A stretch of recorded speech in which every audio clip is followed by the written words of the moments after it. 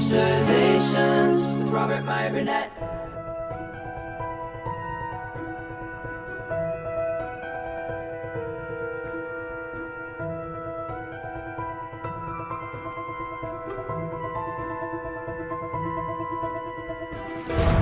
Well, greetings, imagination connoisseurs. Once again, it is I, your Duke of Dope Discourse, your master of fun and wonder, your viceroy of verisimilitude, your sommelier of sci-fi, your evangelist of the imagination, and as we all know, the yet undefined existential Mr. Rogers. That's right, me, Robert Meyer Burnett, and I am Rob-casting at you. You, members of this, the Post-Geek Singularity, you, imagination connoisseurs who are here for episode number 783. Can you believe it? Closing in on episode 800. If you told me that I was ever going to do 800 episodes of my own YouTube show, I would have told you I would probably eat my own brains before I did that. But here we are. And we're here because of you. Because we have the best community on YouTube. Which gets me thinking about fandom in all of its myriad forms. Fans.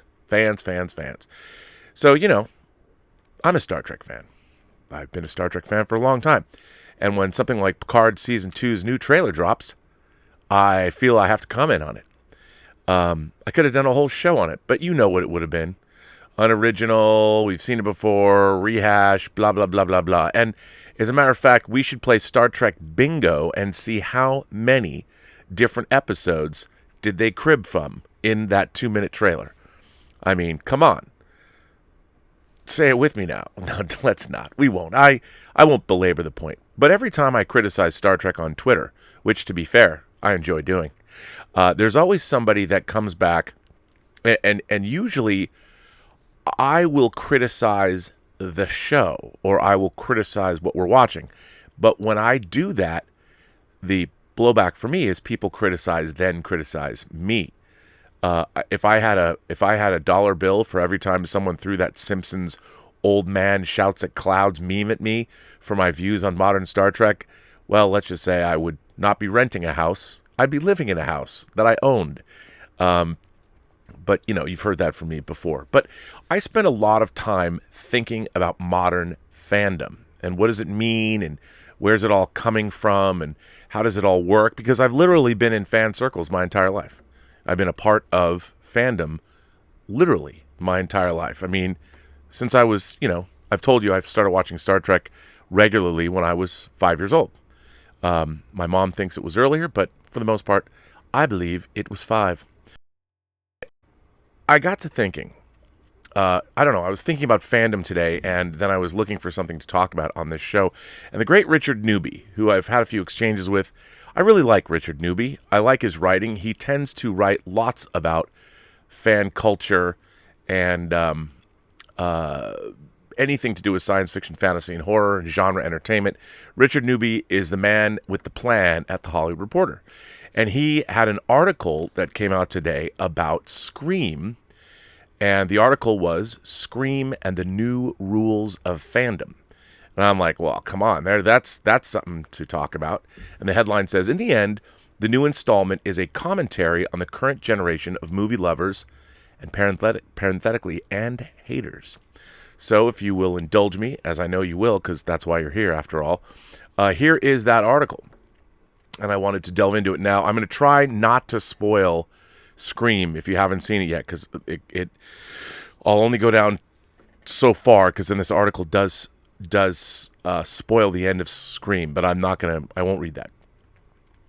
25 years later, and audiences still have something to scream about. Scream, the iconic slasher series created by Wes Craven and Kevin Williamson, has seen its share of changes over the years. Script leaks, new faces, navigating around a successful parody franchise, a TV series, the waning popularity of slasher films, and the death of the Dreamweaver himself, Wes Craven. Despite all of that, or perhaps because of it, Scream is back, and better than ever, with its 5th theatrical installment, simply titled, like the first film, Scream. Although Craven and Williamson are no longer the minds behind the latest sequel, directors Matt Bettinelli Olpin and Tyler Gillett, who also made Ready or Not, which I really, really liked, alongside writers James Vanderbilt and Gary Busick, managed to honor Craven's legacy by upholding what fans have loved about the series for 2.5 decades, and push the franchise forward in exciting ways that once again offer sharp meta-commentary about where the horror genre is at the moment, and how the current generations of movie lovers and haters fit into that moment. It is impossible to talk about the current state of horror, which is better than ever, without diving into the current buzzword, elevated horror. Well, that's two buzzwords, but elevated. The term has limited meaning and value, but it's the idea that certain horror films have more artistic value, awards hopes, and are smarter than what came before. Despite the term being reductive, we also know what it means when someone says they enjoy elevated horror. It's companies like A24, Neon, Radius, TWC, and IFC Midnight who are putting out films like It Follows, The Witch, and Hereditary. It's the distinction that separates something like The Babadook from Lights Out in the minds of audiences and allows films like Get Out to break out and connect with non-horror fans and white critics with well-recorded aversion to Blumhouse's general horror output. Of course, there have always been films like this, released alongside splatter sleaze, but they've hit mainstream, become more progressive, and emerged as many a young horror fan's intro into the genre. Suddenly, horror movies are no longer an experience built around the deaths of characters of color, and mental illness isn't something found only in villains, two aspects that make their way into the Benatelli, Olpin, and Gillett's new film. There's a clear difference between the characters in this latest installment and those of Scream 4 a decade ago. Rather than growing up with Shaun of the Dead, The Hills Have Eyes, Halloween, and Paranormal Activity as major touchstones, these teenagers found their way into the dark with Green Room and The Lighthouse. As a result, a significant part of Scream's efforts is spent reminding the characters and younger audiences of the power of slasher movies and the fear and emotion that came with them. This new Scream asks its teenage characters if they like scary movies, and then play a rousing game of fuck around and find out to remind them that those films they thought were corny and outdated can still cut deep. Now, when I was reading this article, I have to say, it reminded me of my own Star Trek fandom. Because right now, there are 5 Star Trek shows on pretty much, well, not quite concurrently, but they're rotating concurrently. Now, we never had that before. The most we ever had previously was 2 Star Trek shows. Star Trek Deep Space Nine debuted while Next Generation was on the air, and Star Trek Voyager debuted while Deep Space Nine was still on the air. So we had 2 Star Trek shows. Well, now we have Star Trek Discovery, Star Trek Picard, Star Trek Lower Decks, Star Trek Prodigy, and in May we're going to get Star Trek Strange New Worlds. Now, this is a lot of Star Trek, and we've received in the last 5 years 5 different shows for new audiences.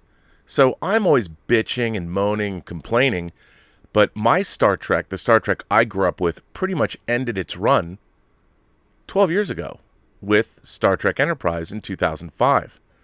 So there's a whole generation of kids and younger people and audiences where the only Star Trek they've known, God help them, is the Star Trek that we've had since 2017 with the debut of Discovery.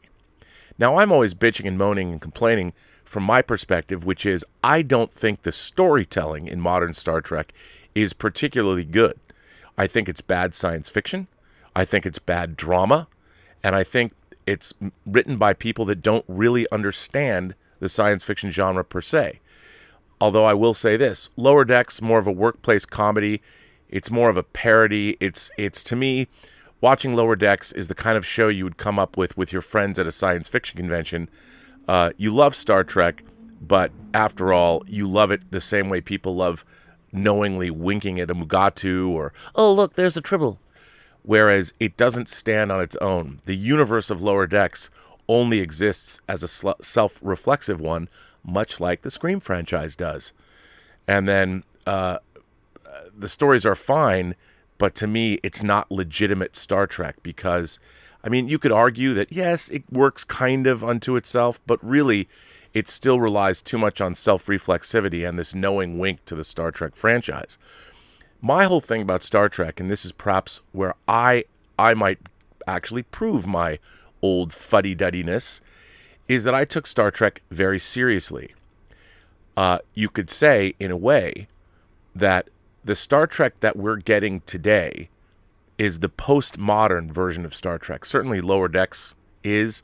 Scream certainly is postmodern in the sense that it's commenting on the classical horror tropes and all of those things that we old school fans sort of found sacrosanct. The thing about Scream that made it so refreshing, the first Scream, and I think the first Scream is a legitimately great movie. It works as a great comedy, but it also works as a great horror film. When the reveal of the first Scream is revealed, it's pretty transgressive. And even though it's postmodern in the fact that it doesn't hold up any of the horror tropes as reverential, it's commenting on those tropes. And in a way, it's winking back at them as well. The idea of postmodernism is that classical reality and all of the things that we've held up as being the bedrocks of society maybe aren't that thing. So they're being reinvented and commented on, and the reverence that we might have for all the things that held humanity together for the last thousands of years. No. Let's take all that away. The way our society is organized, no, that was never right anyway. And all of those things that we held dear are now up for grabs. And for me, I feel that modern Star Trek is more postmodern because it's getting rid of the things that I loved about Star Trek. It's sort of subverting, or it's commenting on, or it's like, you know what, let's make Spock isn't the perfect Vulcan, or he isn't the deeply flawed Vulcan that we love, or the man of two worlds that is held up on a pedestal. No, he's had a mental disability this whole time. Because God forbid we can't have our heroes anymore without deconstructing all of them. And in a way, I find that kind of a bummer, because once again, we're trying to turn our heroes into ourselves. And I don't like that. I think that's stupid. I don't want to relate to Captain Kirk on the same level. Captain Kirk was my fictional hero for most of my life. And to me, I don't want a deconstruction of James T. Kirk. I don't. I want him to be the way that he is. I don't need a postmodern look at James Kirk that somehow brings him down to earth in my mind. I want to admire him and aspire to be him. I think there's nothing wrong with that, but because everything in our culture now is that's sort of not, that's fallen out of favor, which is sort of strange. But to me, that's commenting more about how we no longer, are we so disillusioned that we can't believe in something? I don't like that. I don't like this postmodern idea that these classical reality or classical storytelling or all of that needs to be subverted. I don't think it does. And if you could show me that postmodern storytelling would lead to great stories, and sometimes, to be fair, it does, but for the most part, I think classical storytelling forms work better, because the problem is the people that are telling stories right now, not all of them, but many of them, do not have the rigorous background that is needed to tell classical stories. They have to fall back on their own lives. And I guess that's what authors have always done. But I've always thought that when you're telling a story, you're outside of yourself. Now everybody wants stories where they're reflected in the stories that they're reading. I've never understood that. I know who I am, sort of, and I don't need to read stories about people like me. I like to read stories or watch movies or experience a tale that isn't about me, where I can learn something about someone else, and what's going on in their lives. But anyway, so let me go on with this article. At the same time as reminding us of the punch that slasher films can offer, Scream must also navigate a territory that, now more than ever, is dominated by blockbusters, and even more than horror movies, it's event films that make up so much of the cinematic language for Gen Z. While the box office grosses have changed, Scream has always been in tune with the larger movie-going culture. As much as the Scream franchise obviously owes its biggest debt to the low-budget slasher films of the 80s, it's also always been in tune with one of the world's biggest franchises, Star Wars.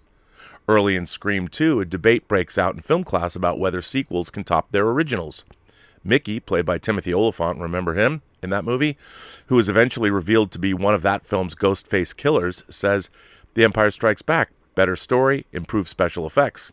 Scream's resident film nerd, Randy Meeks, Jamie Kennedy, who, if we're being honest, doesn't seem to know all that much about movies, retorts, not a sequel, part of a trilogy, completely planned. Of course, as Star Wars fans know, very little of what ended up being a defining blockbuster trilogy was planned by George Lucas from the start.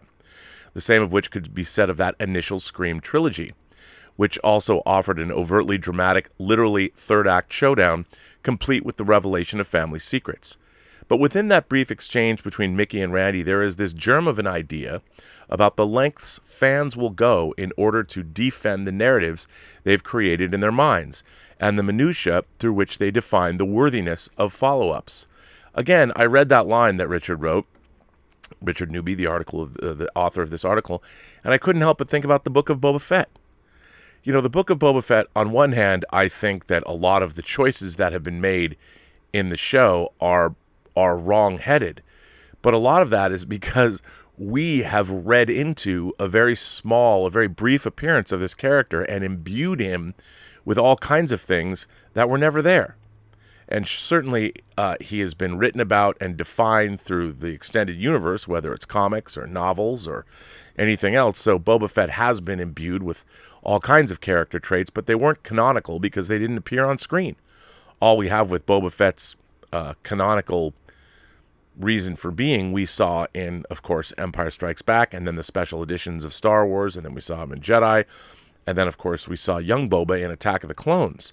But now we're seeing a character that does not fit, I think, most of our impressions of what or who Boba Fett is. And so we as fans are kind of having a problem dealing with it. Now, I think a lot of the problem, too, is I don't think the show is particularly good.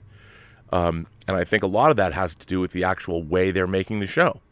Because of the volume stages that they're shooting on, they're trying to keep the costs down. It would probably be very expensive to do it any other way. But I think the production limitations of Boba Fett, the series, are really hurting the narratives. And I think it feels, whereas Boba Fett's appearance in The Mandalorian was kick-ass, I didn't think that, or I haven't thought that the Boba Fett show, as we've seen it, is particularly compelling.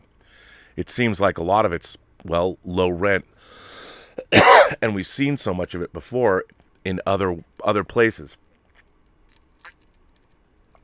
and done better. But anyway, let me continue. The latest film, Scream, takes that germ of an idea to its ultimate end, and once again, Star Wars is at the center of the conversation of legacy sequels and requels.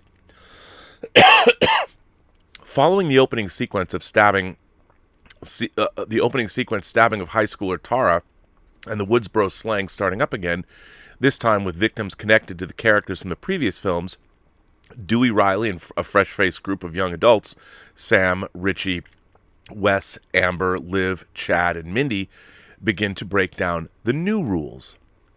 Mindy, who along with her brother Chad are the niece and nephew of Randy from the original films, explain that they're caught in a requel, one that appeals to nostalgia by bringing back faces from the original killings along with new characters who can't be too new, thus related to previous victims and survivors.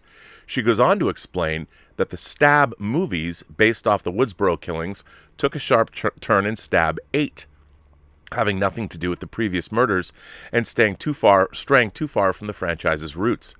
That film, which divided the Stab fandom, is said to be the work of none other than that guy who directed Knives Out, who we of course know as Rian Johnson, director of the incredibly divisive Star Wars: The Last Jedi.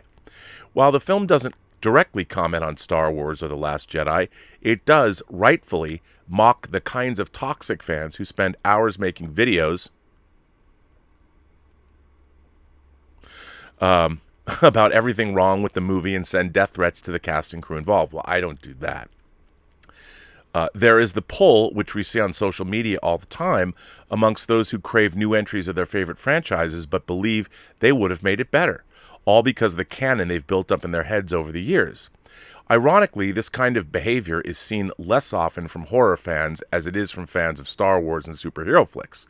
2017 ended up becoming a defining year in terms of fans having a personal stake in their favorite franchises, Some of this was done with good intentions, while for others it simply became a means to exert the power they never felt they had before, or to tap into their mean streak with a sense of anonymity. This mentality isn't too far off from the motives of the Ghostface killers in the original 1996 film. In that same vein, it's important that we don't blame the movies. The movies just made the tactics of toxic fandom more creative. The Star Wars sequel trilogy is largely responsible for the modern legacy sequel, in which older actors are brought back to share the screen with new characters in a first installment that modernizes the property but doesn't stray too far from the original.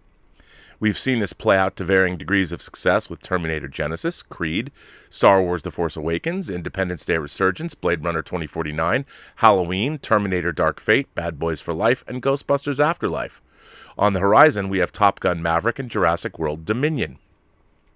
Next to building cinematic universes, legacy sequels are the hottest trend in Hollywood now. The argument could be made that Scream 4 beat the trend, despite the central commentary revolving around reboots and internet fame. Where the new Scream differs from the previous entry is that the killers are looking to become famous as a result of the narrative they create, not, as Jill did, because of their relation to any of the previous characters or desire for fame themselves. These Ghostface killers have sacrificed their identities in service of the franchise, which feels like an honest depiction given how many Twitter accounts will make sure that you know they have no lives outside of whatever movies and franchises they can't get let go of. Now, I'm not going to read any more of this because it talks about the plot. Let me just zip down here to see if I can read the end of this article without. Hang on. You know what? Perhaps I shouldn't.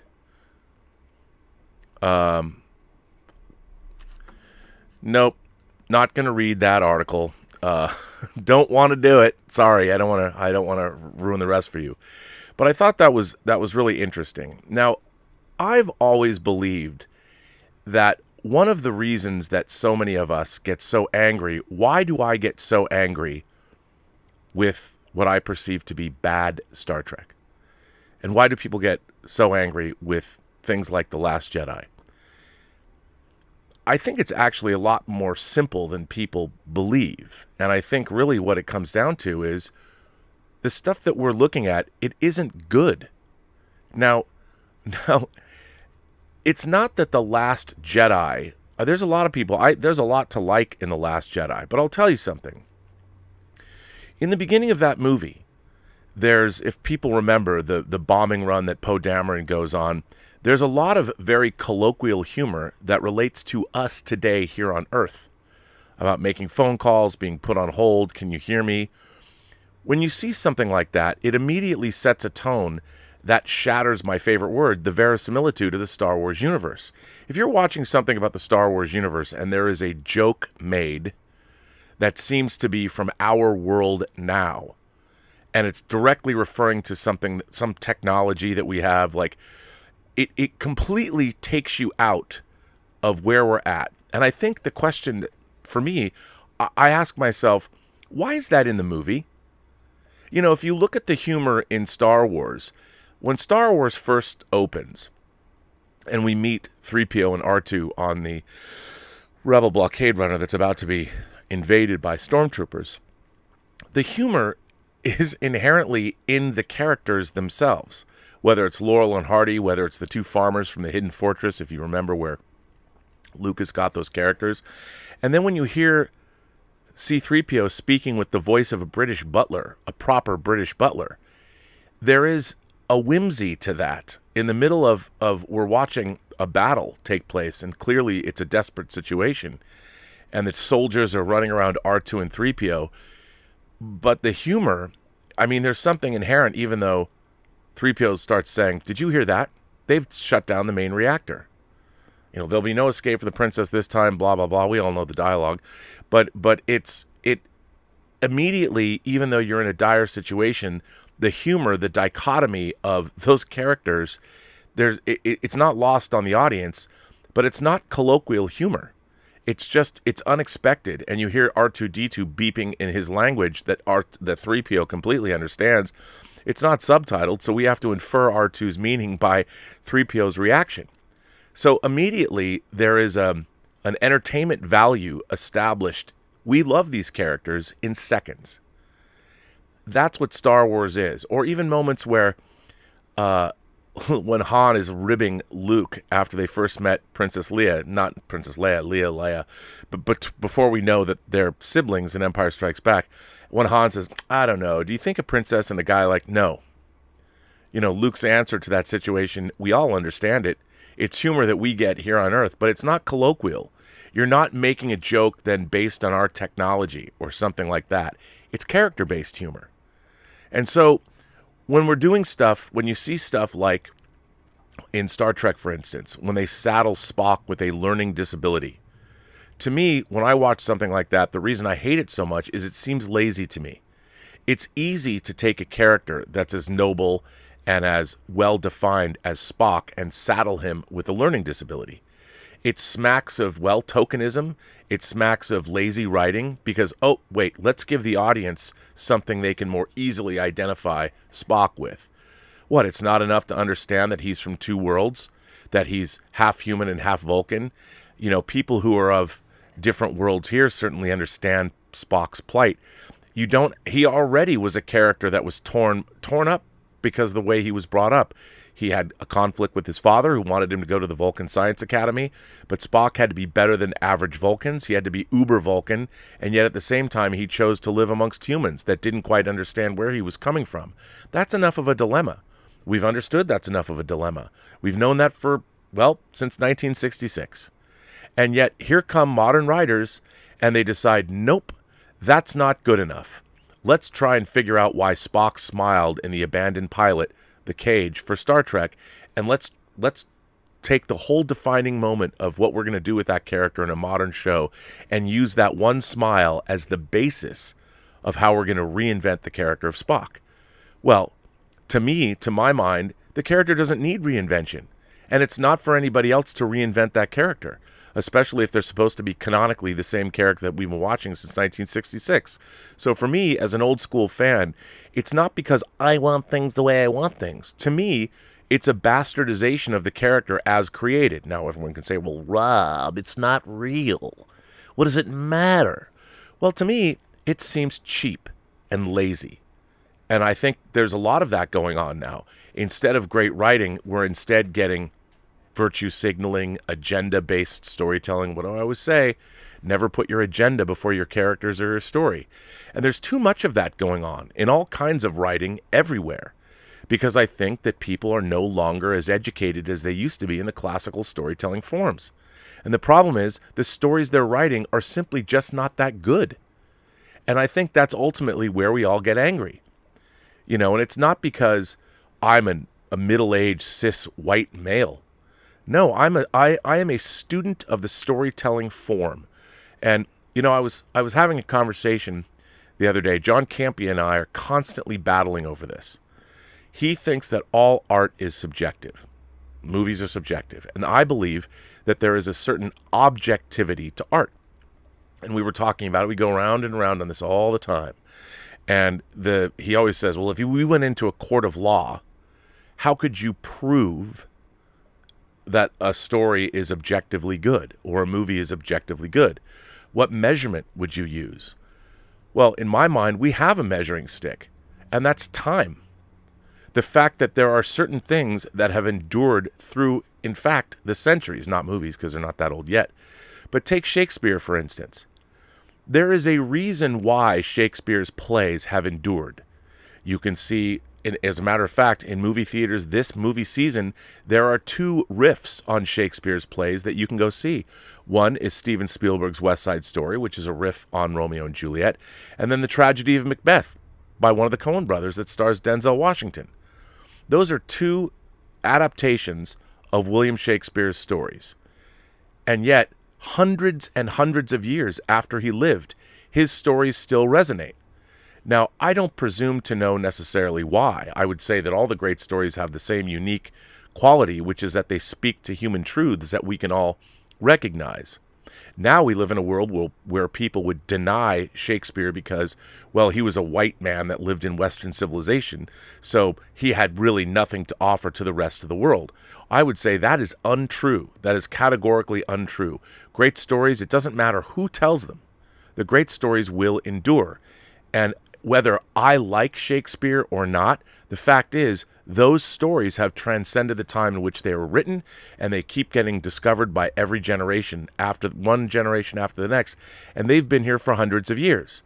So whether you like Shakespeare or not, whether yours and your opinion is subjective, your whatever you think based on your education or how you grew up or your preferences or whatever, I can understand that you might not dig Shakespeare's stories or the language, but your opinion does not make those stories less good or that they didn't transcend the years. I would say the same is true of art. A lot of the art that we have hanging in our museums, there's a reason why they still hang in museums. There's something about the great art in the world, and I think that's true around the planet. There are civilizations everywhere on this planet that can go back and look at the art and look at what came from those civilizations, and they have transcended time because there is something, there is a truth.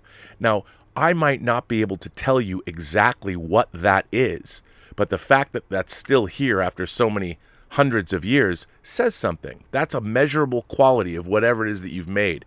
So I would say that a person's opinion is subjective. Everybody can like different things. But someone's opinion does not necessarily make art better or worse. What makes art better or worse is how much does it endure within human civilization. Our civilization deems art great. We might not be able to quantify it in a court of law, but if you sent me into a court of law and I had to defend Shakespeare's plays and sonnets or whatever, and tried to say, these are objectively good stories. I'm not a litigator, so I might not be able to do the best job, but I bet I could win that argument. Unless you were going to hit me on semantics and say, yes, but what is the evidence that you have? I would say the evidence that exists is time. It's the fact that these stories have been passed down generation after generation after generation. And that's why they endure, because there's something inherently in them that has made them last forever. So anyway, my point is that the reason that our fandoms have become so, I think, toxic is because we now live in a world where we see these beloved things, whether it's Star Wars, whether it's Star Trek, they have been co-opted and they are being turned into something that, I mean, look, you can always say, well, Rob, all of these things were started as commercial ventures. Well, that's true. But, you know, as anyone will tell you, when you start making something, you know, Vince Gilligan trying to make Breaking Bad, sure, does he want it to be commercially successful? Yes, because you need money to continue making something. But Breaking Bad, I think, is an example of the stories that will endure. And the fact is, Vince Gilligan tried to make Breaking Bad and Better Call Saul have truth in them. They're not sold-out stories. They're not being made simply for commercial gain. Art is the collision. Movies and TV are the great, or any kind of entertainment, mass entertainment, is the collision of art and commerce. But if Breaking Bad wasn't a great show that had a truth inherent in it, it wouldn't endure. People wouldn't watch it. And the real problem with, I think, toxic fandom, and we're seeing it across, you know, I'm a big fan of Just Some Guy's YouTube channel, especially when he's talking about the comic book industry, because I'm sort of checked out of the comic book industry. So he, in my mind, Just Some Guy is sort of like the pulse for me. And, you know, I watch these stories about how he did a great video the other day about how they're killing the Justice League. And sure, they'll bring the Justice League back. But to me, it's like, oh, that's what you're going to do? You're going to wipe out Batman, Superman, Wonder Woman, Aquaman, Green Lantern, whatever. I don't know who's going to survive, but that's what you're going to do. And to me, that's the cheapest of the cheap. You know, you want to create some, well, we're going to do a storyline and kill the whole Justice League. Well, when I see something like that, I'm like, well, that's just lazy and dumb. You know, it's the 30th anniversary of the death of Superman. Let's do him one better, and let's kill the Justice League, including Superman, one more time. And then we're going to replace Superman with his son, who's now in the midst of exploring his own sexuality. And you think to yourself, well, okay, perhaps if that was a great story, and I don't know, I can't speak to that, I don't necessarily have a problem with having LGBTQ characters, but when you take a legacy character, or maybe the son of a legacy character, and you do something like that, it seems to me I have to ask myself, okay, well, why are you doing that? Is it making a good story? I mean, I think it would be very interesting to look, I remember, Midnighter from The Authority. To me, I'm like, okay, here were two characters, Apollo and Midnighter. There were two characters that I'm like, all right, they were conceived that way. So I love those characters. I thought it was great.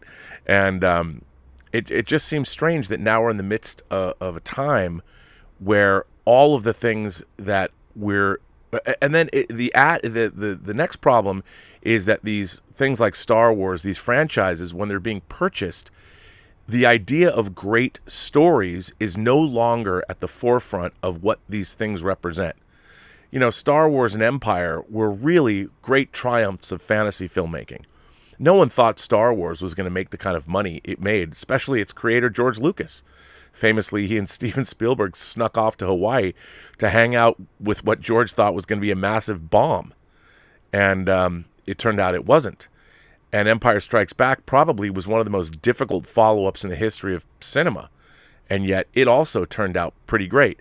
But now when you have a company like Disney, a multinational company that is designed to exploit its entertainment properties across many different formats, whether it's theme parks or apparel or Disney Plus or whatever, the first and foremost, the reason Star Wars now exists is to build up the stock price of Disney, which means you'd think that tell us the best stories you can, and then Star Wars will get the best and the biggest audience. But nowadays, they can't do that. They're not thinking, the stories they're telling themselves are not first and foremost. It's like, okay, well, we can only tell stories about this demographic or that appeal. We can't go too far. I mean, Boba Fett has to be, we can't make him a total bastard anti-hero because the kids won't like that. We can't do that. So then what happens is these characters are no longer the characters they should be. They are compromised by the owners of their franchises. And that's, to me, problematic. And then what happens is we don't understand, audience members don't understand, I don't understand, well, why the fuck did you make this story? Why are you telling me this story? It's not a good story. When I watched the trailer for Picard Season 2, and I'm like, oh, okay, so there's elements of Yesterday's Enterprise, of Star Trek First Contact, of A Piece of the Action, of Sitting on the Edge of Forever, of how the Voyager episode, was it Future's End or whatever the hell, the Voyager two-parter when they come back to modern day. I look at something like that and I'm like, there's not a shred of originality in what I'm watching. Oh, Yesterday's Enterprise, fascistic future, war. I hear Q say, well, the road less traveled. I'm like, okay, so it's Tapestry again. And I watch this and I'm thinking to myself, why is it that I'm thinking this and the people that actually decided to make, and to be fair, maybe Star Trek Picard Season 2 is going to be amazing. I hope it is. It gives me no pleasure to watch Star Trek and have it suck. Terry Matalas, the showrunner, he worked under Brandon Braga, but he also was the showrunner on like 12 Monkeys, the TV series, which I thought was excellent. However, I understand that everybody who's ever worked on Star Trek, for the most part, unless fans find their way onto the show, in a way, people think they're slumming when they're working on Star Trek, that it's somehow low rent. I mean, when I met Rick Berman and interviewed him, he was a very impressive guy, but I still got the sense he lives in this beautiful house. You would never know until you went into his office. He has a few very small artifacts that would tell you that he made 25 seasons of Star Trek over 18 years and 4 feature films. You would never know, because I don't necessarily think Rick Berman is as proud of Star Trek as I would be if I'd worked on it. And I understand that. Rick Berman is a guy he's a man of the world. In the 70s, he was producing Big Blue Marble. He's a traveler. He likes the finer things in life. You can tell just by walking into his house. But I still think that a lot of people that work on Star Trek, and especially now because it's not theirs, it belongs to somebody else. So when you go work on Star Trek, let's face it, it's a business proposition. You're thinking to yourself, certainly when Bad Robot took over the Star Trek franchise and they made those 3 movies, they thought that they were going to inherit this great money-making legacy with merchandising and all of that. And one of the first things they wanted to do was get rid of all the classic merchandise, so they would only be selling their own merchandise. Why does C-3PO have a red arm in The Force Awakens? Why does the Millennium Falcon have a rectangular dish? Well, because when you buy a Millennium Falcon with a rectangular dish, Bad Robot carved themselves out a piece of that merchandising money. Now, there's nothing wrong with that if the stories are good. And I think that the world that we live in, we're angry because the stories aren't as good as they should be. Now, here's another article that I found. This is Hainfler cites Grinnell.edu. And I thought this was an interesting article as well. And this article, Fandom and Participatory Culture. It's kind of academic, but I found this, and I don't know who wrote it, but I figured I'd check it out. We'll read this. Fan culture of fandom is a term which describes communities built around a shared enjoyment of an aspect of popular culture, such as books, movies, TV shows, bands, sports or sports teams, etc. Fan cultures are examples of participatory cultures. Participatory cultures involve fans acting not only as consumers, but also as producers and creators of some form of creative media. Though most fan cultures, including sports fans and fans of music groups, have elements of participatory culture, media fandom in particular encourages creative expression and artistic production by its participants. Jenkins et al. 2009 defined a participatory culture more specifically as one that consists of 1. Relatively low barriers to artistic expression and civic engagement. 2. Strong support for creating and sharing one's creations with others. 3. Some type of informal mentorship in which the most experienced members pass along their knowledge to novices, such as this channel. 4. Members who believe in their contributions matter. 5. Members who feel some degree of social connection with one another and care about other members' opinions about their contributions. In fan cultures, these creations and artistic expressions take the form of fan fiction, fan art, fan videos, cosplay, folk songs, and other interactions with a person, group, or fictional universe. And I would say that many of the YouTube channels that all of you who are watching me now watch, and channels that I watch, are exactly that. Fan fiction consists of stories written by fans of a particular work of fiction rather than the original creator about the fictional creators or universe. As you all know, I worked on the Axanar project. If you watch the short film Prelude to Axanar, I edited and post-supervised it and was given a lot of creative input into it. I didn't create the idea, but I had a lot of input into the final version of the film, and there is a lot of what I believe to be my thoughts about the Star Trek universe inherent in that. And if you want to watch something that's almost purely uncut Rob Burnett's vision of Star Trek, you can look up the Axanar, the Vulcan scene. The Star Trek Axanar, the Vulcan scene. That was just a proof of concept that we shot in a parking lot over the course of an afternoon. But I designed that whole scene, co-wrote the scene with Bill Hunt, and of course worked on all the visual effects and the whole premise of it with Tobias Richter and the Lightworks, the effects company in Germany. So we're doing exactly what this article is saying. Modern fan culture originated with Star Trek fandom in the 60s. At the time, fans generally spread their creations through fanzines or conventions. Recently, the internet has allowed fan culture to become more widespread, more accessible. Rather than submitting a work of fan fiction to a zine, where if accepted it would be photocopied along with other works and sent out on a mailing list, modern fans can post their work online. Media scholar Henry Jenkins contrasts participatory culture with consumer culture, suggesting that fans poach from popular media, appropriating ideas from the text and rereading them in creative ways for their own use. One theory of popular culture holds that the corporate culture industry, media producers such as TV networks and film studios, prioritizes profit at the expense of quality, and that pop culture is a form of hegemony used to spread dominant ideologies. However, the theory of participatory culture suggests that rather than being cultural dupes, social misfits, and mindless consumers, media fans can be understood as active producers and manipulators of meaning. Fan interaction with media becomes a social activity, and this process allows fans to build their own communities in which they can express themselves. In doing so, they create spaces where they can critique prescriptive ideas of gender, sexuality, and other norms promoted in part by the media industry. Jenkins also theorizes that participatory culture can be a form of resistance. For example, fan fiction, fan videos, and filk songs often explore themes and aspects of the source material which are of interest to the female-dominated parts of the fan community, going beyond the stories the male-dominated media industry is interested in or willing to tell. He suggests that fandom's very existence represents a critique of conventional forms of consumer culture, while also providing a space within which fans may articulate their specific concerns about sexuality, gender, racism, colonialism, militarism, and forced conformity. Not only do fans actively generate their own creative material, but they do so in ways which critique the media they are consuming. And I would say that's exactly what most of our YouTube channels are doing, which is kind of fascinating. And it's interesting, there's a picture here of geek hierarchies. So here you go. This is kind of funny. You can look at this, and I don't necessarily.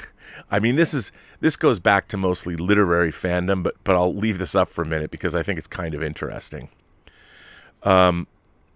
Social hierarchies exist between and within fan cultures, which can lead to judgment. Members of any subgroup tend to have general consensus regarding which behaviors are acceptable, i.e. which behaviors constitute true fans or desperate overconformers. The dynamic is represented in the geek hierarchy. While members benefit themselves by displaying commitment, too strong an investment is threatening, even as that very effect is what generally defines fans and geeks. For example, a Star Trek fan who goes to a fan convention might consider herself or himself more geeky than someone whose involvement with the show ends at just watching it, but less geeky than another Star Trek fan who speaks Klingon. And this is pretty interesting. Participation in fan culture is often gendered, and given fans' activities' place in internal hierarchies is often correlated to the gender of the participants. For example, the vast majority of fan fiction writers are women. Generally, transformative activities such as creating fan fiction, fan art, fan vids are associated with female fans. Conversely, curative or affirmational activities such as memorizing trivia or collecting merchandise tend to be associated with female fans. Now, by the way, everyone, this is obviously, those lines are blurred further. I mean, there are girls I know that collect and guys I know that make fan fiction or write fan fiction. That's what we're doing with Axanar. Through the two types of fan activity are not mutually exclusive, and though people of all genders engage in any given form of the activity, the gendered stereotypes associated with each type of fandom is reflected in whether those who engage in those activities are treated as serious fans. Henry Jenkins writes that the largely female composition of media fandom reflects a historical split within the science fiction fan community between the traditionally male-dominated literary fans and the newer, more feminine style of media fandom. This was written, by the way, in 1992. This split is reflected in the creative output produced by primarily female fans. Fan fiction often brings female experiences into the source texts, which are generally written by and about men, often challenging norms of gender and sexuality. In her article on geek hierarchies and gendering, Christina Bousset delves further into how gender informs the perceptions of particular fan behaviors. Not only do certain branches of the subculture, such as those engaged in fan fiction, become coded unfavorably toward a particular gender, but the way in which media depicts female fans casts them in a desperate and disgraceful light. Bousset describes how the television program Supernatural, whose fan base is primarily female, depicts gender bias in its representation of a particular female fan at a convention in episode 5 from season 5, episode 9. Rather than granting her character traits such as engagement, curiosity, and commitment, the episode illustrates her as sexually aggressive and obnoxious toward the show's male subjects. According to Bousset, this mean-spirited and hateful representation of female fans seems strange, and yet it suggests the intended viewer's subject position as clearly not that of a fangirl. But anyway, I'm going to put this article, because it's a long article and it's pretty fascinating, I'll put it into the live chat.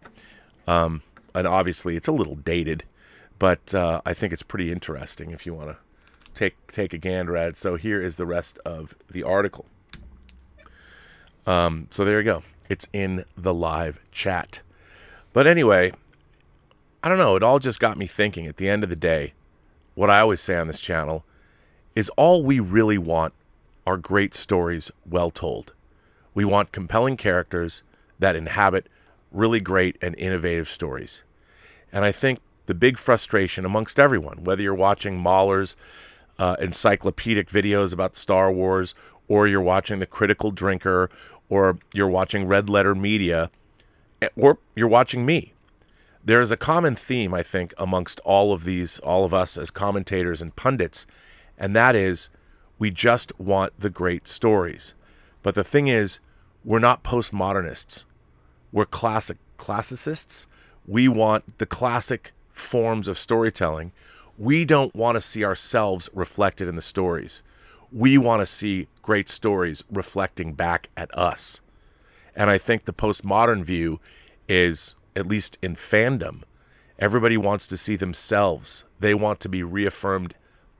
They want affirmation from the shows they're watching that tell them, hence why people love Tilly. Oh, I love Tilly. I look at the character of Tilly, and Mary Weissman, I'm sure, is a very talented performer, and she does a good job portraying that character. I just fucking hate the character as written. I'm like, what the hell is she doing on this starship? There's no way she would ever get there.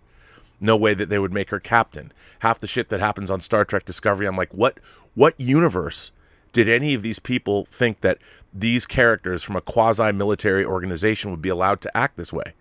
I mean, literally, I want to tear my hair out, because what is being written as far as modern Star Trek there's no semblance of reality in it. Just like, why do people get mad at The Last Jedi? Because the character as depicted of Luke Skywalker was nothing like, and look, if you want to show me Luke Skywalker's descent into where he wound up on Ahch-To, that's fine.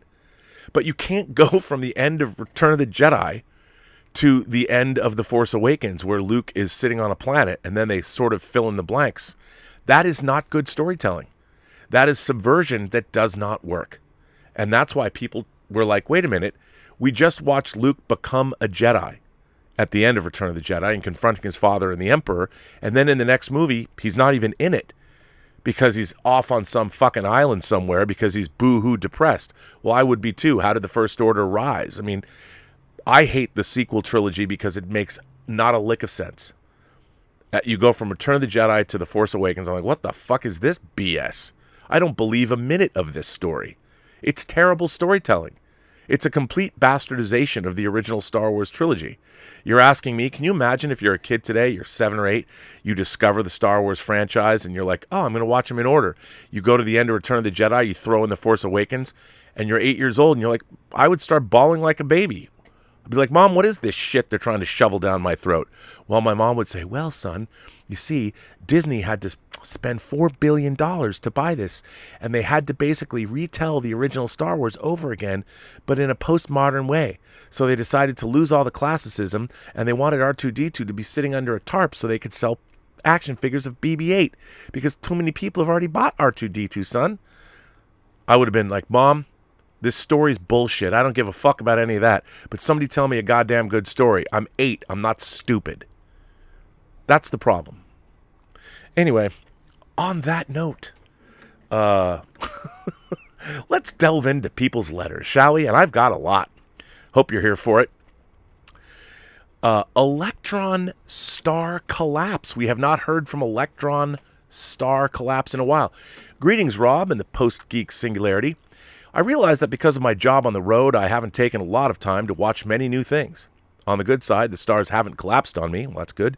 So I thought I could take the opportunity to look back over shows and movies that I watched for the first time during 2001. Some made their debut last year, while others were just what I finally found the time took to watch. The Little Things. This Denzel Washington film has me thinking a lot. I enjoyed it, but it's not exactly a satisfying watch. My girlfriend referred to it as a movie about cops being terrible at their job. And I can't exactly disagree. The acting and directing are fantastic, but the story itself is quite divisive. I feel like the movie serves well for classroom analysis, where students could discuss their beliefs as to why characters acted in a certain way and if they would act differently in the same situation. I recommend it, but only if you don't mind a lack of resolution. Zack Snyder's Justice League. I was rather excited to see this movie. I wasn't a huge fan of the other DCEU movies, but I appreciated Man of Steel, BVS, and Wonder Woman. The theatrical cut of Justice League was a huge disappointment, so Snyder getting his chance to make his version of the film was a welcome one. I did fear that it might be a boring mess, but I didn't think it could be at all worse than what we originally got. And I watched. Immediately, we can see that the tone of the movie is back to the dark we got from the previous movies. Shots used in the theatrical cut come back, but feel like their tone and context are more consistent. There were some times where it felt slow, but also took its time to tell a complete story. All the characters were important to the story, not just advancing the plot, but also helping us see how these characters care about each other and truly make the Justice League more than just a team of superheroes. My household seemed to like the movie, but with my limited time to watch shows on the road still prompted me to watch it again in short chunks. But I love this movie. The biggest problem that stands in this movie's way is the fact that it exists in comparison to the far inferior theatrical cut. The time to be wowed by this movie was back in 2017. Worse is the fact that we get the chance to see the superior cut after 4 years of underwhelming follow-ups, only to be told, glad you enjoy this new cut, but we're committed to mediocrity. But if we isolate this movie as the only sequel to Batman v Superman and ignore all the films that follow, this film is fantastic. It felt like a modern take on old Hollywood epics, and it works. Those 4 hours were a worthy investment, and I recommend it to everyone. WandaVision. I really appreciated this show. It was spoiled for me over the weeks I was on the road, but still I gave it a chance, and it was great. The final episode really could have been retooled, but everything building up to the final episode was solid. It was a great exploration of grief, as well as the irresponsible uses of power. It was also a wonderful love letter to the history of television sitcoms. I keep hearing a critique against the show, specifically about how they just let Wanda leave after all the damage she did to people in the town. As far as I'm concerned, she has the power to kill all of the Husnock. That's from a third season Star Trek Next Generation episode called Survivors, which I particularly love. I'm reminded of Captain Picard saying, "We are not qualified to be your judges. We have no law to fit your crime." Maybe Doctor Strange will be a better judge than us feeble mortals. Overall, I recommend it as long as you aren't looking for Civil War levels of action.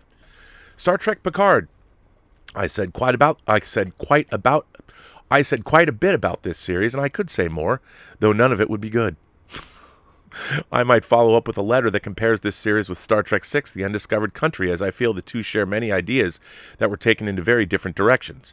Until then, I'll add to my previous comments is this.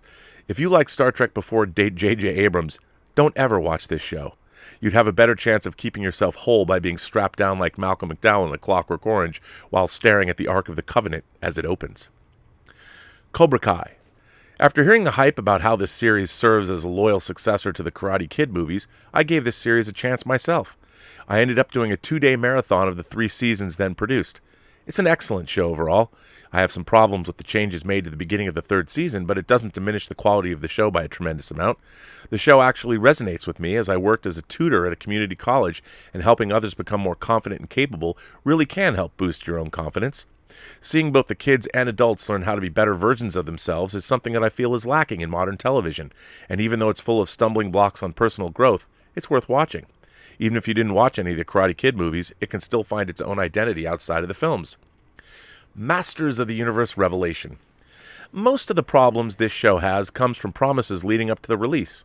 If you take those into consideration, this show is a complete failure to capture what it expected to deliver. If we take the show as a standalone affair, it's a mixed bag. I loved a lot of the backgrounds as you could use them as templates for a 70s metal album. The writing felt like it had a good idea of what it wanted to do, but just couldn't articulate it in a pleasing way. The voice acting was a cornucopia of great and poor casting choices. To be fair, I only watched the first half of the series, but based on statistics, I wasn't the only one. The first half made it to Netflix's top 10 in its debut week. The second half didn't even blip on anyone's radar on release. I still plan to finish the show, but it's not a priority. At this point, I can't recommend the show even to dedicated fans of the property. But you know what you can watch? You can watch Dota, Dragon's Blood. Seasons 1 and 2 are now available on Netflix, and as you know, I was one of the animatic editors on the show, and I promise you, it's more satisfying than Masters of the Universe Revelation. The Suicide Squad. I watched this during a time I was depressed. My advice is not to do that. There's a lot to enjoy about this movie, but it is full of wanton destruction and senseless loss of human life. I'm sure that if I watched this movie today, I would appreciate it much more than I did when I first watched it. My major complaint in hindsight is that Harley Quinn's part in the movie, while hilarious and entertaining, didn't serve a purpose to forward the plot, even though she took up a third of the movie. The character choices were much better than I expected them to be, especially given how they were written in the movie, and the casting was absolutely perfect. Watch it when you're not in a sour mood, and you should have a good time. The Man Who Killed Don Quixote. This is actually a film from 2018 that I'd been wanting to watch for a while. Terry Gilliam, Adam Driver, and Don Quixote. We have a trifecta of a winning combination awaiting us. This was actually a nightmare production for Gilliam, taking 29 years to finally produce, and it was well worth the wait. The story is magical and heartbreaking, with swashbuckling adventure that can only be conjured by someone who's definitely a connoisseur of the imagination. I hope this isn't Gilliam's last film, but it's a fantastic film to end a career on. If I write too much, I risk ruining the experience. Dune. I love David Lynch's Dune. I listened to the audio recordings of all of Frank Herbert's novels, including an alternate take on the original book called Spice Planet. I look forward to this film. I heard Denis Villeneuve was directing and thought that choice was pitch perfect due to seeing both Prisoners and Arrival. The casting is fantastic, and it's supposed to be closer to the novels than ever before. This must be epic. This was probably my greatest disappointment of the year. After watching the movie with the rest of my household, who were even less impressed than I was, I went back and listened to the first novel all over again. This movie takes a lot of liberties. Scenes such as the Gom Jabbar scene were altered in a way that kept the important action of the moment, but altered the situation leading and following the moment, and I felt that was the majority of the movie, following specific moments that call attention but changing how we get there or where it takes us. This was not the movie I was expecting to watch. I still think it was perfectly cast, the visual effects are stellar, the music score fits. However, this wasn't Frank Herbert's Dune. I will watch the next part, but my excitement for seeing the book I love on the screen has been completely deflated. It's still a decent movie for sci-fi lovers, but like the Sci-Fi Channel did years before, this should have been a miniseries that followed this masterpiece. Even splitting the book in two, there is just too much detail to fit into two movies. I also would have preferred the movie to end where part one ended in the novel, with Paul's prescience surfacing and the entire house collapsing. Psycho Gorman. I love this movie. I needed to end the year with a laugh. I certainly got my share with Psycho Gorman. No one in this movie is a role model. I dare not even suggest that anyone in this movie is a good person. Then there is Psycho Gorman, an alien of awesome power that is hell-bent on destroying all life outside of his world. It's just too bad a bratty little girl holds the magical stone that controls him. This is a film that knows it's not telling a brilliant story. It's a respectably low-budget affair that, for adult fans of Power Rangers, should feel quite at home to watch. It acts like it's trying to give some greater message about the power of family, but the main family is so completely dysfunctional that it perfectly parodies what a more wholesome movie like E.T. or Mac and Me might have offered. Even though the love story itself is not brilliant, could the film itself be brilliant? It takes a very special kind of writing to make something so absurd that it can't possibly be seen as bad, or even so bad it's good. Anyone who's seen The Lost Skeleton of Cadavra knows exactly what I'm talking about, and those who haven't seen it must rectify the situation. It's a moral imperative. Why am I writing about skeletons with mind powers when I'm supposed to be writing about magical killer aliens? It doesn't matter. Much like the plot of Psycho Gorman. Just watch and enjoy. In conclusion, it wasn't a very active year for me as movie viewing goes, but at least there were good things to watch and discover. I'm already eagerly anticipating Spider-Man's home video release as well as Ghostbusters, so I know I'll have a strong chance to make this year enjoyable as well. On a side note, Rob, you mentioned that you wanted a remake of the 1998 Battlezone. That happened. Look for Battlezone 98 Redux, released in 2016. Also look for Battlezone Combat Commander from 2018, which is a remake of its sequel. Rebellion seems to be the rights holders these days. Maybe we'll get a proper sequel to those games in a few years. I know I'd buy it. You know what? I did find Battlezone 98 Redux, and it's pretty good. Stay safe, everyone. Let's make this a great one for the movie-going audience. Don't let the stars collapse on you. Electron star collapse. All right. So there you go. Omar94. Hi, Rob. Moderators in the Post-Geek Singularity. By the way, I did edit out Tideland. You can't have two Terry Gilliam movies in a row. Come on now. Omar94 says, Hi, Rob. Moderators in the Post-Geek Singularity. When we get older, we often develop nostalgia for the entertainment we saw when we were younger, thinking how everything was fine as it was when we saw it. With that, however, I noticed that even though there's entertainment I still enjoy from when I was younger, I noticed certain things about them I didn't back then. I like Full House, as I watched it all at a time when I was younger, and would occasionally watch it as I was getting older, with me sometimes watching an episode or two, now if I'm bored. As I got older, I noticed how even though I still like it, it's really corny, especially at the end of each episode where there's sappy music playing during a heart-to-heart conversation between characters. As great as some entertainment is, from when we saw it at a younger age, sometimes nostalgia can affect how you view it, as not everything holds up as well as we remember. It's true. It's true. This next letter, it was a private message to me, but it doesn't say... He didn't say he didn't want me to read it on the air, but he did say he didn't want to post it on the website. But I'm going to read it because it's a response. I don't know if you remember, but there was a gentleman named Dennis who wrote in last week about, how he was going through medical school and he quit and he wanted to be a writer and it wasn't working out, but then he's finally finished his first novel. And he wrote in and talked about it and wanted me to give some encouraging words to him. And I basically pointed out, dude, Dennis, you wrote a novel. You finished it. It's out to beta readers. My whole life I've wanted to write a novel. I don't even know if I have it in me. I don't even know if I could do it. I mean, you want me to make a movie? No problem. I can make a new movie. But writing a novel? Oh my God. I can't even think of something more daunting. Maybe one day I'll read it. But this is a response to my response to Dennis's letter. Dear Mr. Burnett, I saw you read my letter on air during Robservations. I appreciate the kind words you provided and the encouragement you gave. As I said, you strike me as a good, well-meaning man, and I appreciate your charity. I sincerely thank you. Sir, that was not charity reading your letter. It was a great joy, and I loved hearing it. Sadly, you made an error. You prompted me to respond. This was an unfortunate mistake that I would think a man of your stature would know better to avoid. Alas, I can't even say that, an amateur about his book, and I am bound by pride and passion to respond. In seriousness, I appreciate your interest. So what is the novel about? Well, the elevator pitch is, imagine if someone held a gun to Quentin Tarantino's head and made him direct a Disney princess movie set in a psychically induced post-apocalypse. I would buy that book. One beta reader described it as a sci-fi post-apocalyptic fantasy action western romance. Bruh, you didn't say that in your letter. Come on, beta read me, man. Come on, I want to read that shit. I aimed for a somewhat simple tale. A princess is forced to flee her home after a cunning usurper murdered her father and named herself queen. The princess is then forced to embark on an adventure to retake her throne, and in the process learn what it means to be a queen. It is a familiar tale with a few twists, the first being that the princess is a clever woman in her early 20s as opposed to the traditional adolescent. She's manipulative, conniving, and not afraid to get blood on her hands if she feels justified, but all the Machiavellian schemes mean nothing if she does learn that a true queen is a servant to her people and must be willing to sacrifice for them. The second twist is, the setting of the story takes place not in medieval fantasy world, but what I would call a post-apocalypse. Not as far as Wheel of Time, but not as close as The Walking Dead.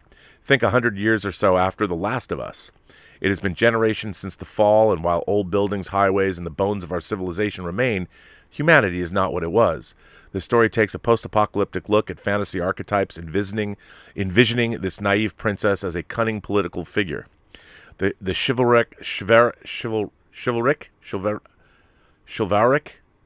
chivalry with an IC on the end. You know what I mean? The chivalric knight as a six-shooting, wielding gunslinger. The magically endowed wizard as a nerdy hermit who can bring ancient technologies back to life. And the bloodthirsty barbarian as well. I kept him about the same. I also added in a telekinetic assassin who I consider to be a mix between the agent from Serenity and Anton Chigurh from No Country for Old Men. Now, you asked about beta readers and feedback. You mentioned not defending or explaining my work when it was criticized by my audience. And you're correct on 3 fronts. 1, my usual response is a torrent of unrestrained slurs and insults at my criticism's author. Fortunately, I do this outside of earshot, and after 48 hours have passed, my passions tend to cool, and I can look with a more discerning eye as I try and separate signal from noise. My beta readers tend to only receive a polite and professional thank you with little more fanfare. So you were correct about the natural impulses one might have toward criticism. Second, you are correct in that the work should not be explained or defended. It needs to be able to stand on its own 2 feet. If it cannot weather the criticism, then the solution is not to hide from it, but to batten down the hatches and strengthen the spine. Third, yes, we write so that others may enjoy it. If I could expound, but this letter is already drearily long, I will simply say, if you can forgive my crassness, writing for oneself is nothing but masturbation. Writing for others is sex. Writing what you care about for others is making love. Cue Barry White's sultry tones. That's what it says. He did write that. As for my feedback, overall the beta readers have been highly positive. People seem to feel my descriptions and prose are relatively on point, and I tend to get very strong enthusiasm for my dialogue, character interactions, and action sequences. However, as you said, the process of writing is rewriting. My protagonist tends to be less favored than her love interest and the supporting cast. This problem tends to be strongest at her low point, where she stumbles over the general moral question of the book. I'm working on softening her up a bit to garner more sympathy as well as showing greater degrees of remorse for her failures. She isn't hated per se, but certainly harshly judged, which seems to take some of the air out of her redemption. It's complicated. I'm also adding a few more chapters from the POV of the assassin figure to round him out a bit more and to give the audience a better understanding of him and his motivations. We shall see if this change is for the better or not. With all that said, things are moving. I have pieces of paper taped to my wall like the Pepe Sylvia meme to remind me of the alterations that need to be made and the rough edges that need to be smoothed. I think what I have is solid, potentially great, but I hope that the grind will make it better. Thank you again for your time and your kind words, Dennis. P.S. What are the rules for the short story contest? Is there perhaps a link or a place to find more details, such as expected length and topics? Well, it's going to come back more than sooner than you might think. So as you know, this channel is going to publish a book of short stories written by you imagination connoisseurs, you members of this, the Post-Geek Singularity, and the title of the book is The Imagination Connoisseurs. Your story can be about anything. It doesn't matter. But it has to, in some way, shape, or form, relate to the idea of an imagination connoisseur.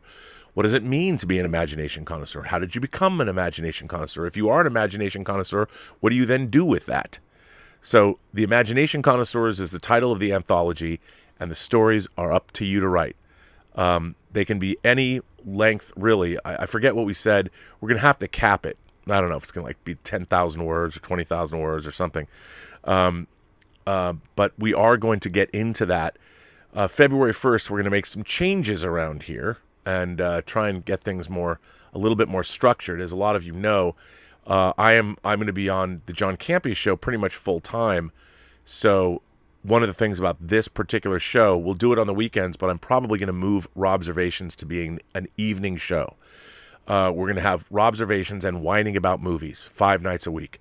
So just to keep a little bit more structure here, because during the day I'm going to be working with John Campea in a bigger capacity. So there you go. This next one comes from Pedro Ferreira. Hi, Rob. Monthly reminder. Have you played the PC game Star Trek Generations? Sorry, I had to ask. You and Enterprise H, man. It's possible to save Kirk in the Enterprise D at the end. I need to play that game as well. I didn't know that. Anyway, I have been reading the latest interview with Joss Whedon. Uh-oh. I wish there was alcohol in this. Oh, no. Here we go. Anyway, I've been reading the latest interview with Joss Whedon, and I wished to give my 2 cents or 2 pennies, as it were, on him as a person in regards to the allegations going around. Ever since Buffy the Vampire Slayer, Whedon has been seen as a god. Articles have been published dissecting every episode of the series as though it has value. Now, I don't wish to offend anyone because clearly I'm in the minority here, but I was never a fan of Whedon's work, and that includes Buffy. As someone who sat through all 7 years of the show and got as far as the beginning of Season 3 of Angel, I always kept watching out of interest rather than feeling inspired. It started as this enjoyably silly series, but as the show got more serious, it became more self-important and self-indulgent to the point of hilarity. When evil Willow takes Buffy's sister for a dark magic joyride, I can't help but burst out laughing at the stupidity of the writing. You could argue the 1992 movie predicted the ridiculousness of the TV show, a sort of pre-parody of the series. This series has a lot to answer for as it influenced nearly every TV show after it in terms of dialogue, directing, etc. You're not wrong there. Without Buffy, would we have Lost, Heroes, or Smallville? My question, however, would be, are any of those TV highlights actually good TV shows? All those shows suffer the same issues as Buffy because they tried to copy it. Poor pacing due to the serialized, shocking revelations that come out of nowhere, the writers making it up as they go along, snarky dialogue, speaking characters, or the other extreme, the unfunny comic relief, the list goes on. Buffy even set the trend of ending shocking acts with a violin shrieking. I'm sorry, but I never considered any of those good shows. They cheated the audience. I mean, Knight Rider was as formulaic as hell, but at least the average episode had a beginning, a middle, and an end. Knight Rider isn't even high-quality drama, but that's the comparison I have to make to show you that even the talking car show had some level of integrity when it came to realism. My pet peeve with modern Hollywood and the origin of my negativity towards TV and film today is because of this. TV and film have taken the worst elements of Buffy because it was a success with audiences who didn't care about episodic storylines. Rob, you continue to rightly complain about Discovery, Picard, etc. almost every podcast, but everything built into these shows began with Buffy. Every element of Buffy can be applied today in modern Star Trek. Postmodernist films like Last Action Hero and Stay Tuned are great fun to watch, but I couldn't imagine wanting to spend all of my viewing time watching these types of movies. Amen. I eventually want to watch something where everyone plays their world somewhat straight. I want to watch something I can follow.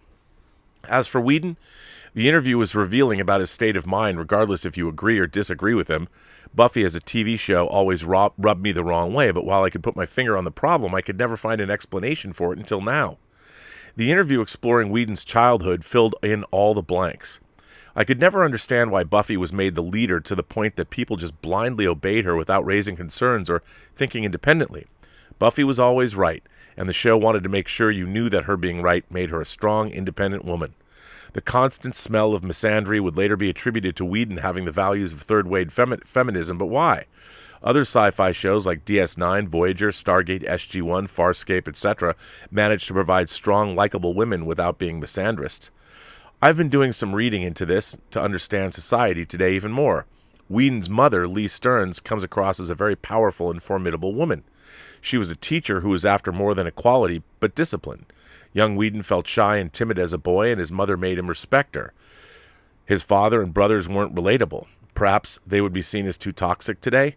He never was able to find confidence in himself as a man because his mother made sure she was the one that got respect.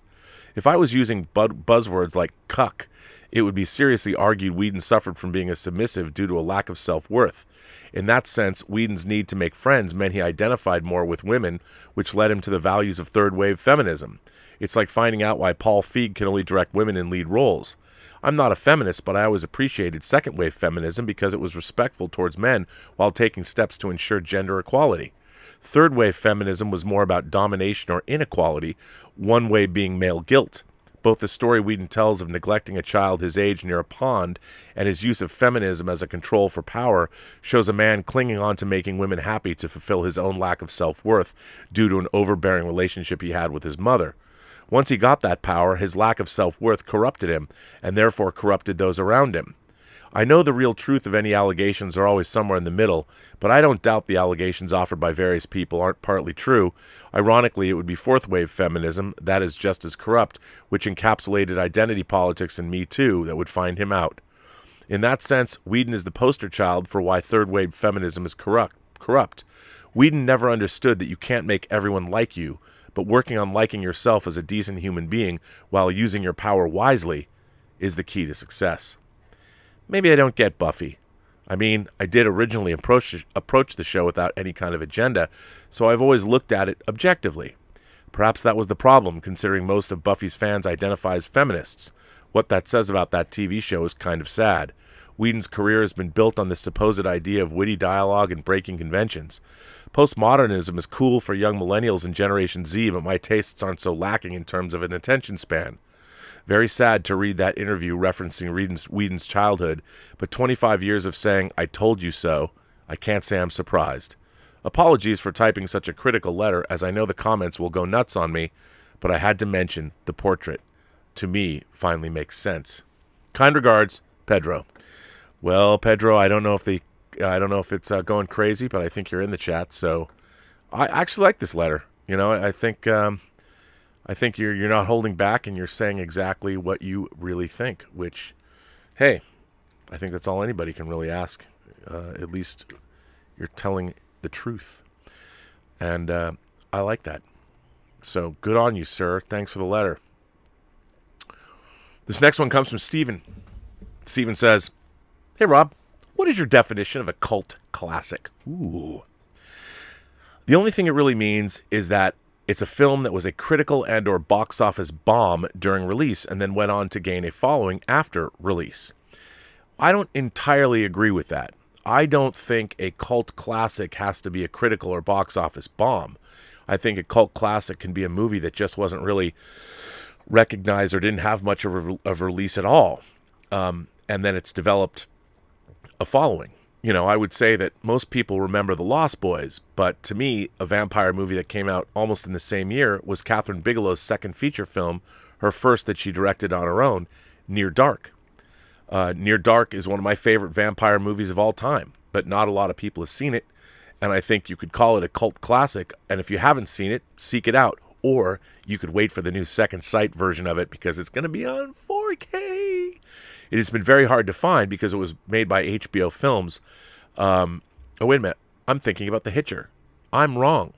I have Near Dark already on Blu-ray, but it's also very hard to find, so maybe somebody else will release it. I'm thinking about The Hitcher. I don't know why. I conflate Near Dark and The Hitcher almost all the time. To me, they're almost the same movie, even though they're not, but they'd make a great double bill for the rest of time.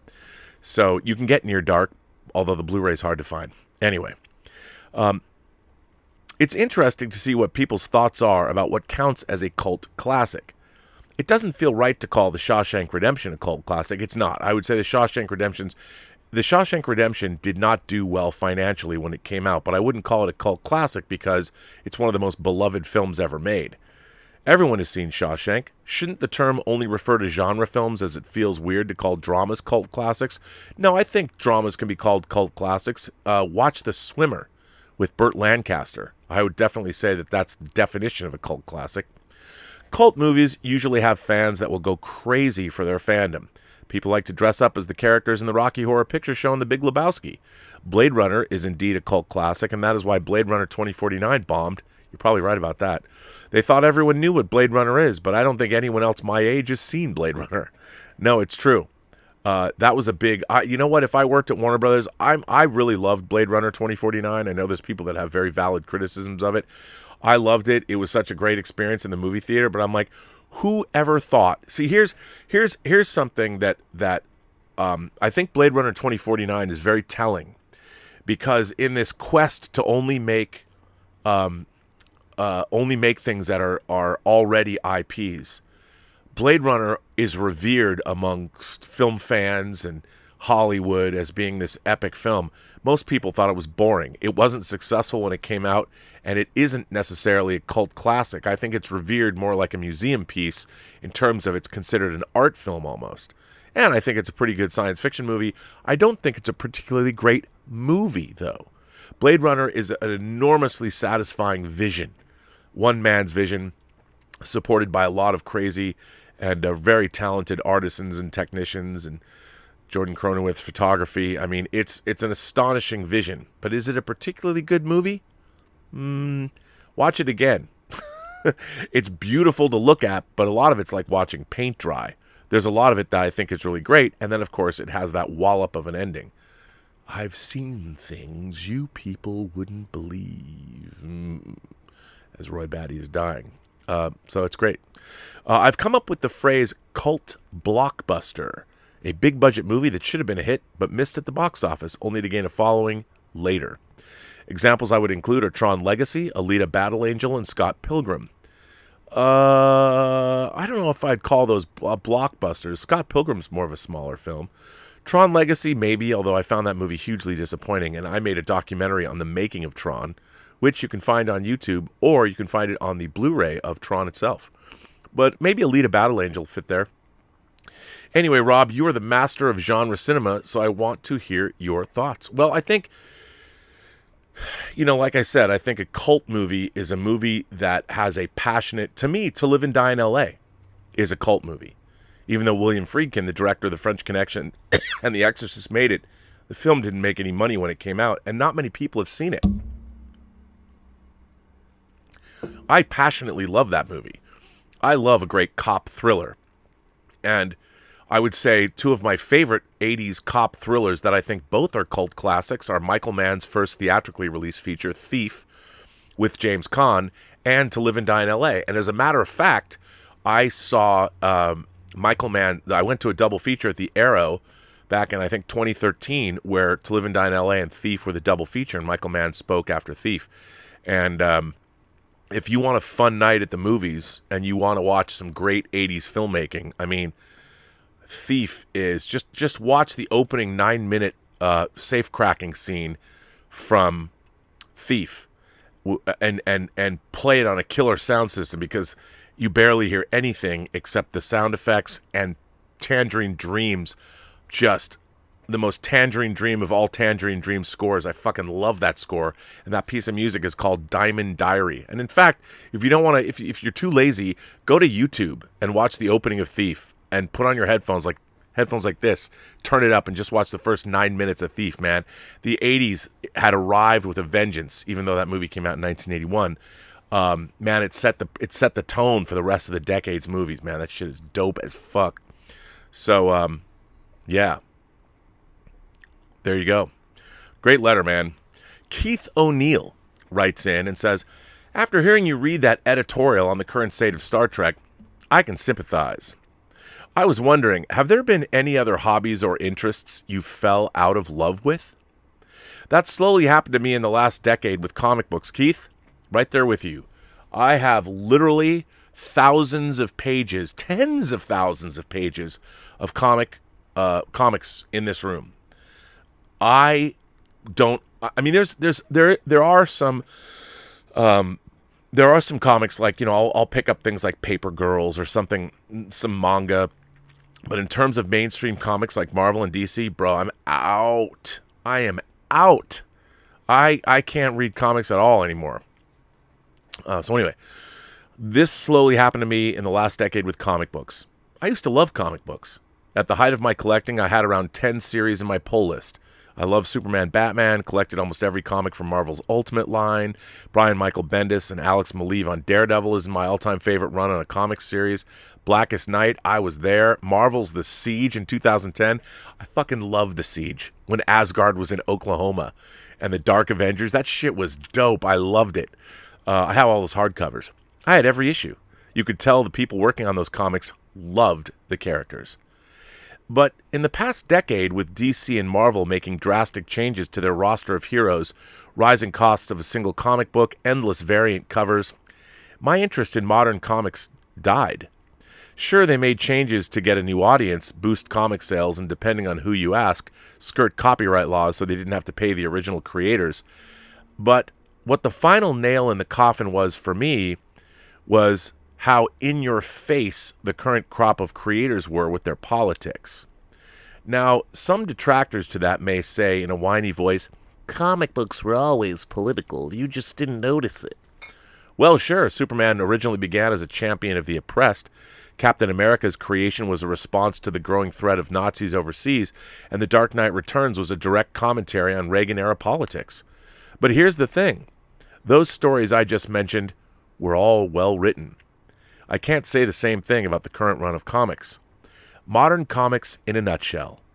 In a recent episode of my favorite podcast, Tell 'em Steve, Brian Quinn of the Impractical Jokers, talks about the time he visited Marvel Comics offices a while back. He went into the Ghost Rider editing room and noticed Robbie Reyes was going to be in a Dodge Charger, and he wondered why they got rid of the motorcycle. The response he got from the editor of the Ghost Rider: everyone is sick of that motorcycle. Huh?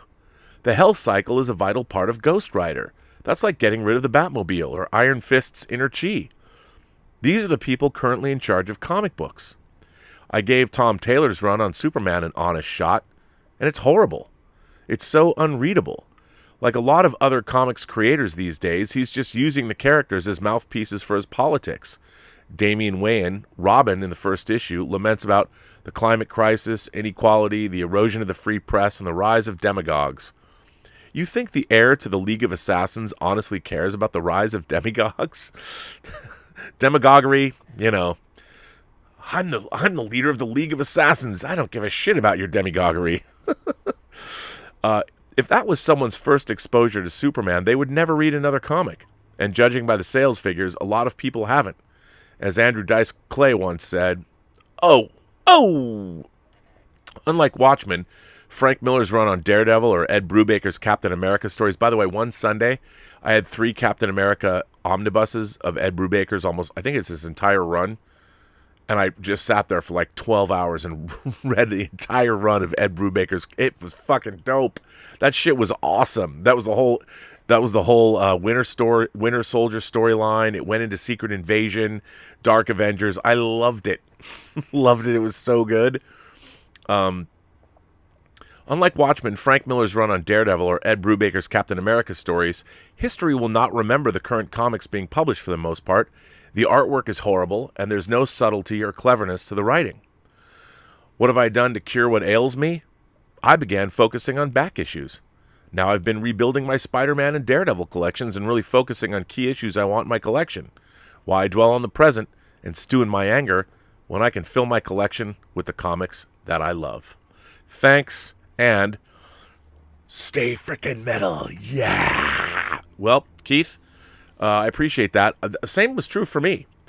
I mean, you know, it's I had really no interest in. I think the only comics I picked up really in the last 5-6 years were the new Sandman comics. And they were all right, but yeah, I feel the same way that you do.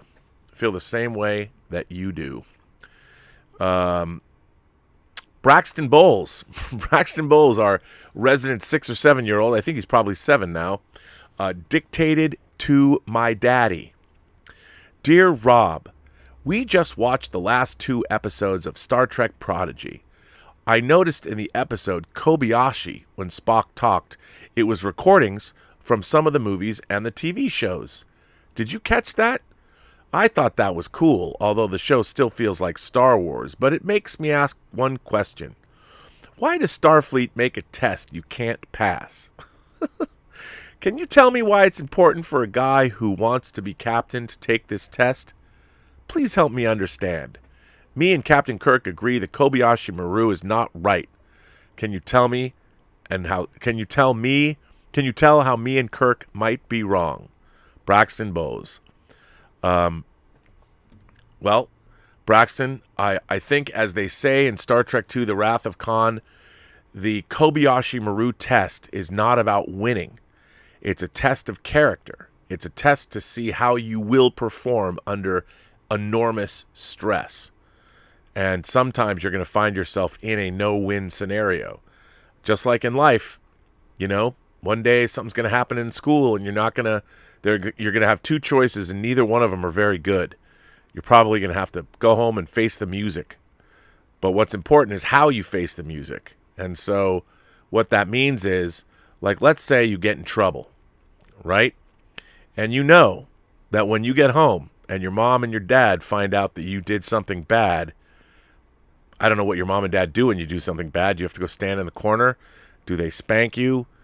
Do you not get to eat dinner? I don't know what's going to happen, but you know that something bad's going to happen to you when you tell your mom and your dad you did something bad. That's kind of like the Kobayashi Maru. You're not going to win this one, but what's important is, what are you going to do? How are you going to face it? What are you going to do when you go tell your mom or your dad what you've done? That's what the Kobayashi Maru test is all about. It's about knowing you're going to get in a lot of trouble, but it's about being honest. It's about being forthright. It's about doing the best you can in a bad situation. That's what the Kobayashi Maru test is. And you know what? It's how you stand up and deal with those situations that make you a better human being. Even though you ain't going to win that one, buddy. Mom and dad are going to be pissed. So there you go. Yeah. That's what can I say? Let's see. I told you I was going to make this one. I was going to make this one a long one. Tom Jr.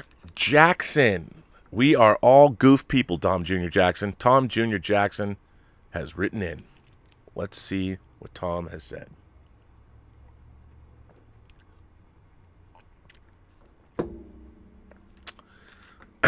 Okay.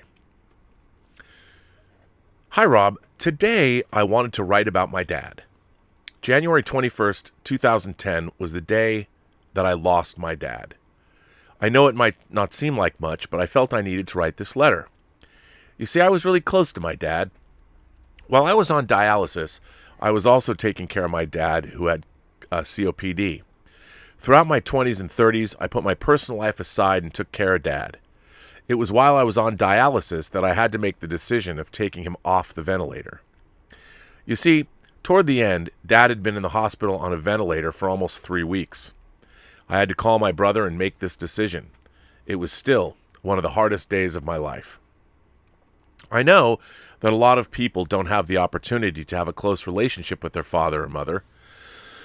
I was lucky to have the time I did with my dad, and my dad and I would go to the movies a lot. It was something we did since I was a kid. Toward the end, we spent a lot of time watching DVDs at home, and one of those films that I watched with my dad was Free Enterprise. Dad didn't understand it at first, but the second time we watched it, he laughed at the idea of Shatner playing all the roles in Julius Caesar, and the movie grew on him. So, thanks for that memory, Rob. My dad instilled something in me that you've seen, my gift of kindness. He believed that if a person showed someone kindness to others, then things would come back in return. I've found that gift in the Post-Geek singularity and also in great friendships with you, sir. As I've said many times, and this is the truth, that my dad would have really gotten a kick out of the fact that you and I are friends, and he would probably take over the conversation and ask tons of questions to you. My dad grew up with 4 sisters and 2 brothers. My dad took me camping, which I love doing, but I haven't done it in 10 years. My dad never once raised a hand to me. He didn't have to. He had a booming voice, and all he had to say was, "Thomas," and that was it. If I was going too much over the line, his other saying was, "Let's not get goofy now." Wow, imagine if he knew what goof or goofy had done for me. I do know one thing. Dad would have invited you and Elizabeth to come out and visit, and he would have shown you both a great time. That was the kind of guy he was, just like me, always friendly and always trying to show people some kindness and a goof time and a laugh or two. Like I said before, Rob, it has been 12 years since his passing, and not a day goes by that I don't think about him. I try and live my life the best I can be and try and live up to his standards and maybe more. I think that is what all of our parents, or whomever takes care of us, really want. They just want us to be happy and enjoy life. And you know what? I do. I learned a lot from my dad, but I've also learned much from you. From how hard it is to make a movie to just seeing that life is hard sometimes. Sometimes we all just want to yell, "Fuck it," but we don't. We try a little harder to make it better and make the dreams we want to come true. I see that in you, I saw it in my dad, and I see it all around. Sure, we all live in these weird, difficult times right now, but all we have is each other, whether it be on the internet or Zoom or in person. I'm not looking for pity or anything like that. I've had 35, that's Tallulah writing about, or barking out there. I'm not looking for pity or anything like that. I had 35 of the best years with my dad, from driving him crazy with the Muppets, my dream job as a kid, or with my piano playing, or just listening to the Beatles. I was a lucky man, and I still am. So as I write this letter, I just wanted to thank you for letting me share this stuff about my dad with all of you.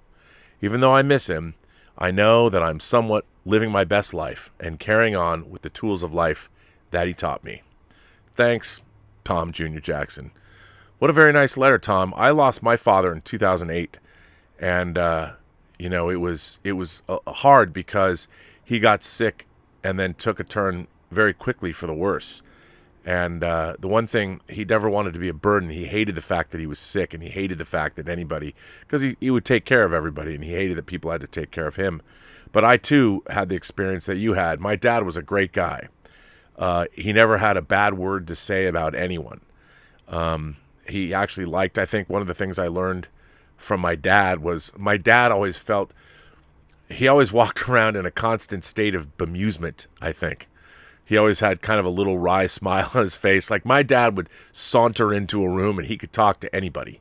Although he frequently loved to embarrass me around the ladies. He would come up and say something wildly inappropriate and it would just embarrass me. But he was a terrific guy, and like you, I was very lucky to have him. And I think if nothing else, our fathers were similar in that they instilled a certain joie de vivre into us. And there's a lot to be said for that, especially in this day and age, because I've learned over the years not a lot of people share that. And I guess that's what the Post-Geek Singularity really is all about. There's another letter from Omar. Omar says, "Hi, Rob, moderators in the Post-Geek Singularity. When it comes to certain movies, I noticed a trend of how many different takes on certain characters and stories have been done throughout film history.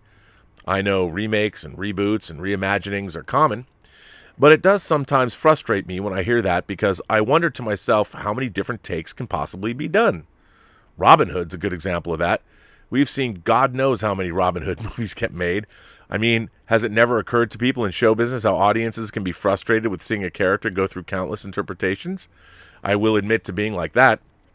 I remember when the Taron Egerton movie was announced, I rolled my eyes and thought to myself, here we go yet again with another Robin Hood movie. Superhero movies are like that too. We've seen several reimaginings of Superman, Batman, and Spider-Man, and we're about to get another one, and I'm so there for it. Is it just me? But I find it a little annoying when we start to see so many different takes on the same characters and stories. Thanks. Live long and prosper." Well, Omar, it depends if they're good. I think that there's something to be said for, in our risk-averse world, people know what Robin Hood is. They know what they're getting. And I think there's sort of there's an appeal to the Robin Hood story to so many different, for so many different people. And so I guess that's why we keep getting those takes. But yeah, if they're good, look, I'll watch it if it's good. If it's not good, fuck those stories. Let's jump in and see what you guys have to say. I don't know. This is my favorite part, to see what everybody's coming up with. Ginger Beef Junior. Oh, wait. Yeah, Ginger Beef Junior. I like that name. Rob, I just want to say that I love your show. And you. Well, here, I'll send you back your super chat. Inspired by you, I recently ordered my first hot toy. Ba-bam! Empire 40th Anniversary Luke Skywalker speeder pilot. It ships in May. I can't wait, bro. One of my most eager... So what Ginger Beef Jr. is saying is Ginger Beef Jr. is talking about the Luke Skywalker snow speeder pilot figure. Oh my God. Now, Ginger Beef, I'm going to tell you something, but you can't blame me for this. Okay? Can't blame me. Don't shoot the messenger. But there is a company called Jazz Inc. Jazz Inc. Jazzinc. Jazz Inc. Dioramas. It's a husband-father. It's a man named Joost who lives in the Netherlands, and he makes vehicles for 6-scale figures. And that motherfucker, who is one of the coolest dudes in the world, is making a 6th scale snow speeder. I kid you not. So, I'm just saying, if you're just buying your first hot toy, what is it without the actual snow speeder itself that it goes in? And I know it's like $1,200 or something, $1,400. I have no idea how much. It's hideously expensive. But the great thing about it is they have these awesome payment plans, so you can pay it off like over 2 years. Because I don't know if it's going to be done this year or not. The next thing they're putting out Rey's speeder from Force Awakens, but he's doing a 6-scale Batmobile from 1966 because I have the Hot Toys. But come on, bro. You got to bust on that snow speeder. I've been paying it off for so long. I can't wait to get it. But then, of course, you have to buy 2 and then swap out the heads with DAC. You got to get somebody to do you a DAC head sculpt because it actually fits 2 figures, just like the one in the movie.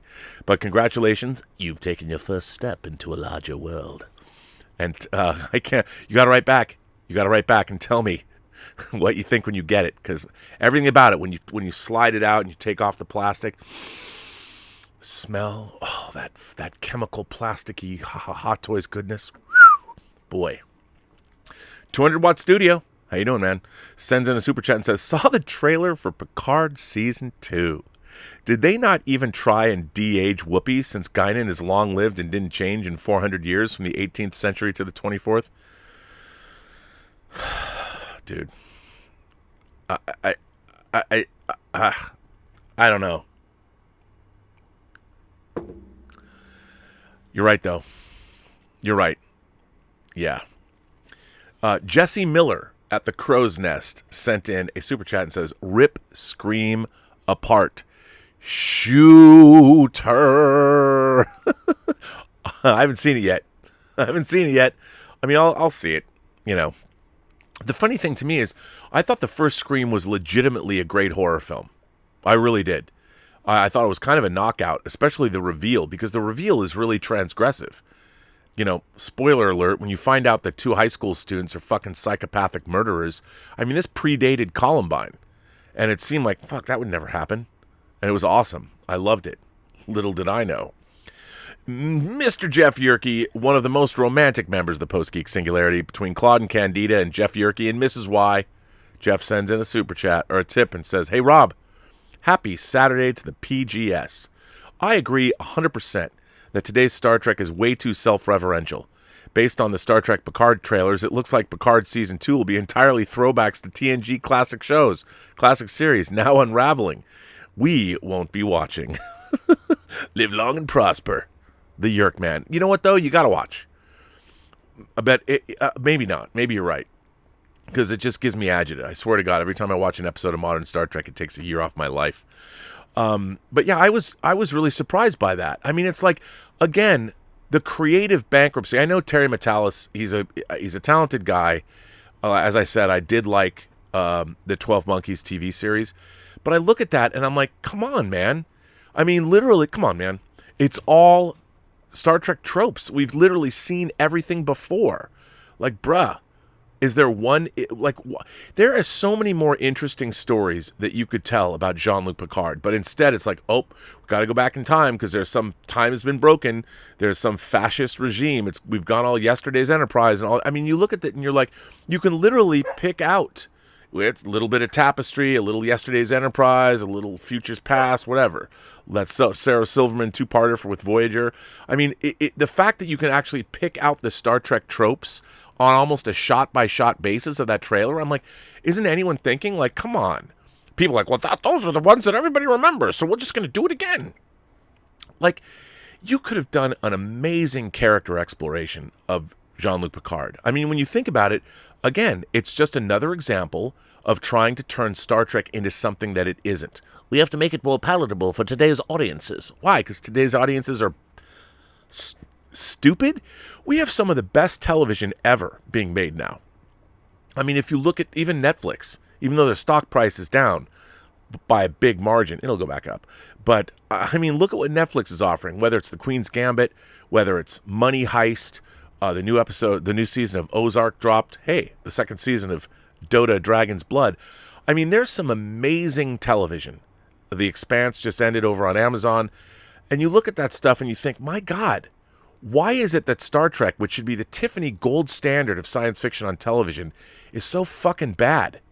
I mean, it really is bad. The storytelling is nonsensical.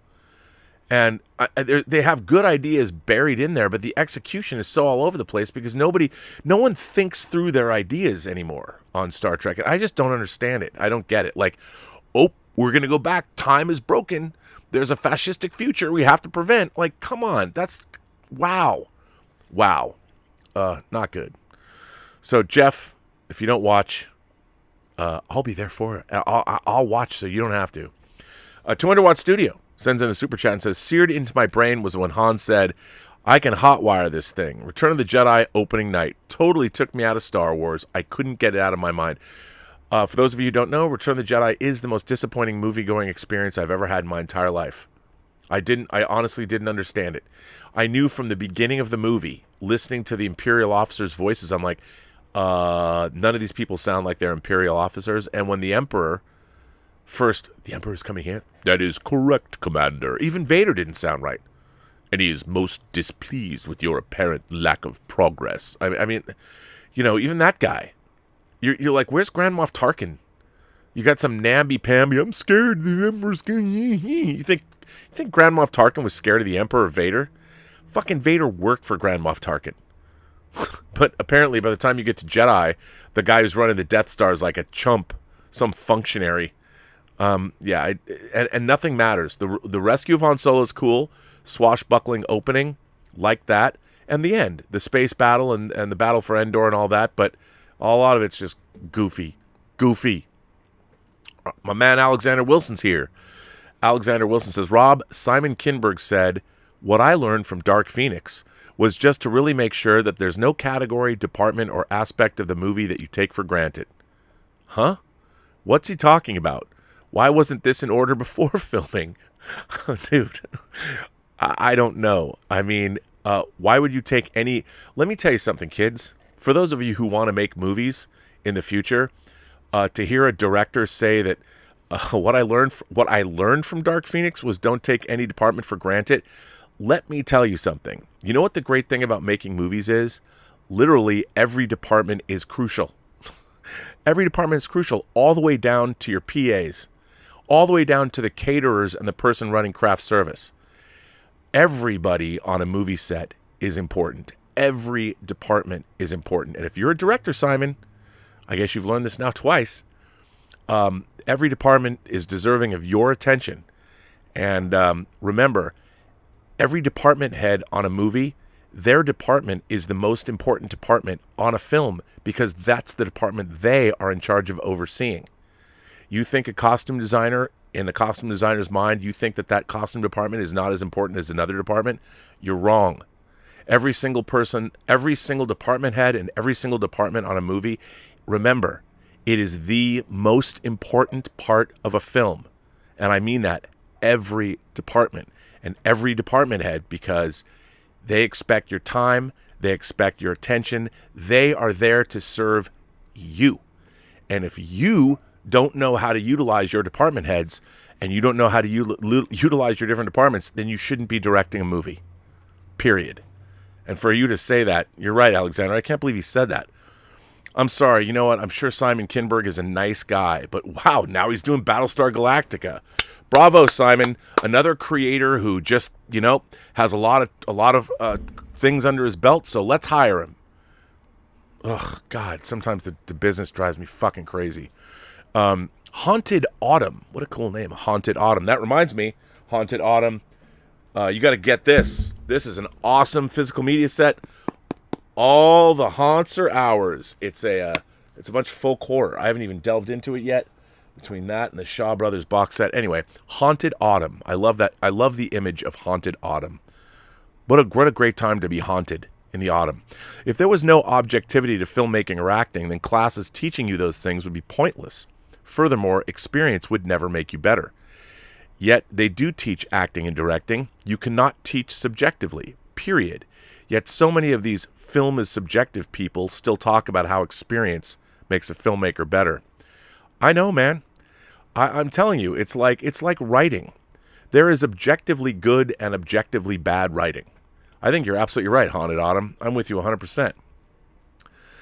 And all these people, thank you for re-upping your memberships. Peter Pacheco, Christian Grajewski, Joshua Karp, Star Trekker 58, Ethan Holgate sends in a tip and says, hi, Rob, out of curiosity, what is your favorite cut of Dances with Wolves? If you've seen both versions, I do. I own them. I haven't seen the movie before, so I'm curious, is the 4-hour version an extension of the story, or is it completely different from the 3-hour version? You know what? I prefer the long version because it goes into Kevin Costner's, John Dunbar, right? That's the name of his character. It goes into John Dunbar's history a lot more than the 3-hour version. I think it's much more gratifying. I love Dances with Wolves. You're in for a real treat. Watch the 4-hour version and sit back. And by the way, the score... I mean, I'm getting chills. I fucking love that movie. It works on many different levels. It's a gorgeous movie all the way around. Watch the long version. You'll be glad. And by the way, report back. Ethan goes on to say, also, Rob, you mentioned on John Campia's show that you'll be going to see The Godfather on its 50th anniversary release. I'm in luck because my local theater there is showing the whole trilogy, so I'll get to experience Godfather 2 and 3 for the first time in theaters.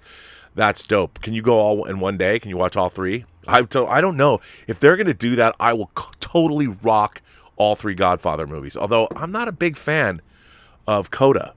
I was disappointed. I've really liked the reworking Coppola's done, except that I was looking for more. I prefer the extended 91 cut. But yeah, I'll go see that. I saw Godfather 3 Christmas Day in 1990 when it opened. I went to Westwood with my friend Wayne Mogilevsky. Zachary P. says, hi, Rob, could you recommend a few medieval movies? Well, first and foremost, you've got to watch John Borman's Excalibur. You know, you have to watch Excalibur. Boy, medieval films. I'm thinking, are you thinking like, would you say look, I don't know if you'd call it medieval. I guess you might. Ridley Scott's director's cut of Kingdom of Heaven. I really like that. What is it? Is it the 13th Warrior? It's deeply flawed because they had to cut it.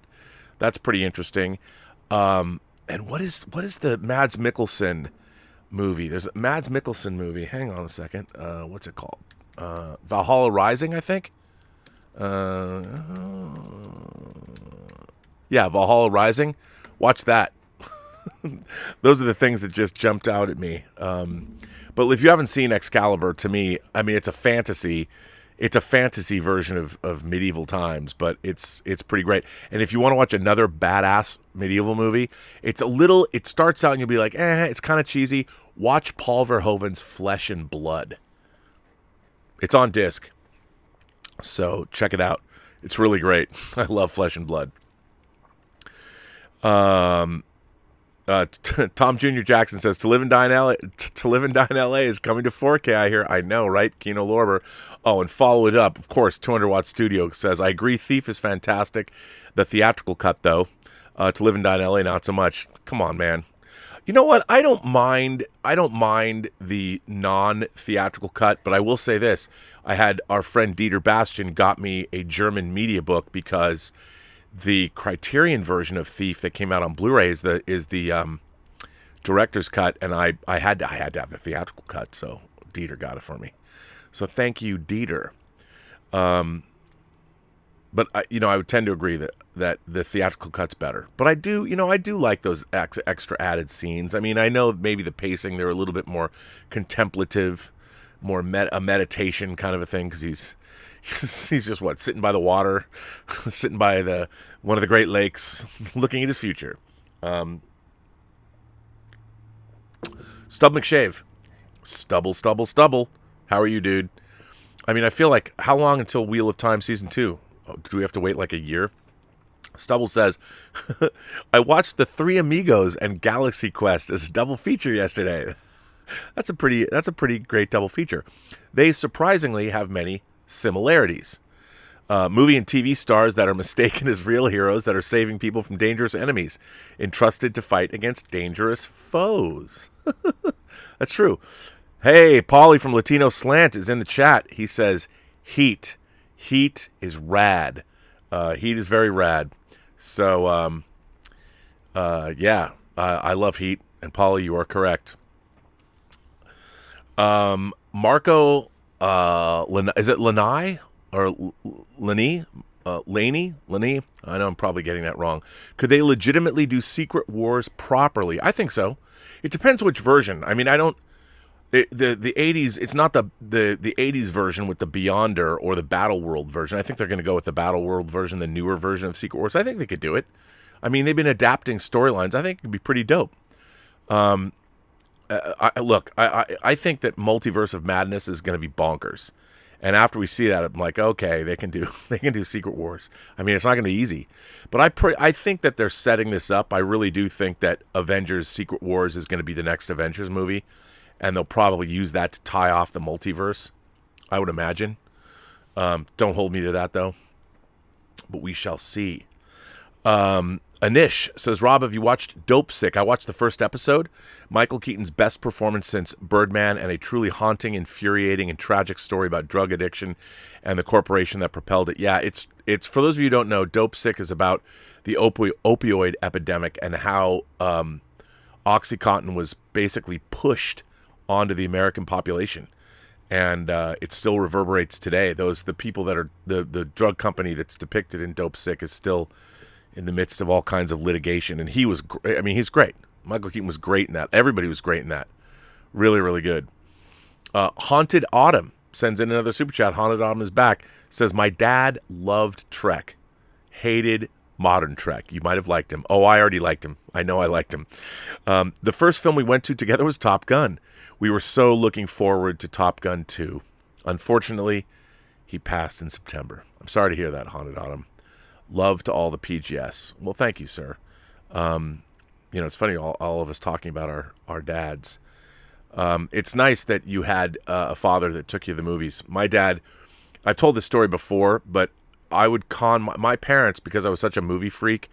Whenever a movie was coming out, I would have to, I would talk about movies incessantly when they were coming out, and I would beg my parents. And their rule was, if you can figure out someone else's parents to pick you up or take you there, if you can find parents to go one way. So I was always calling my friends, and most of the time their parents would say no.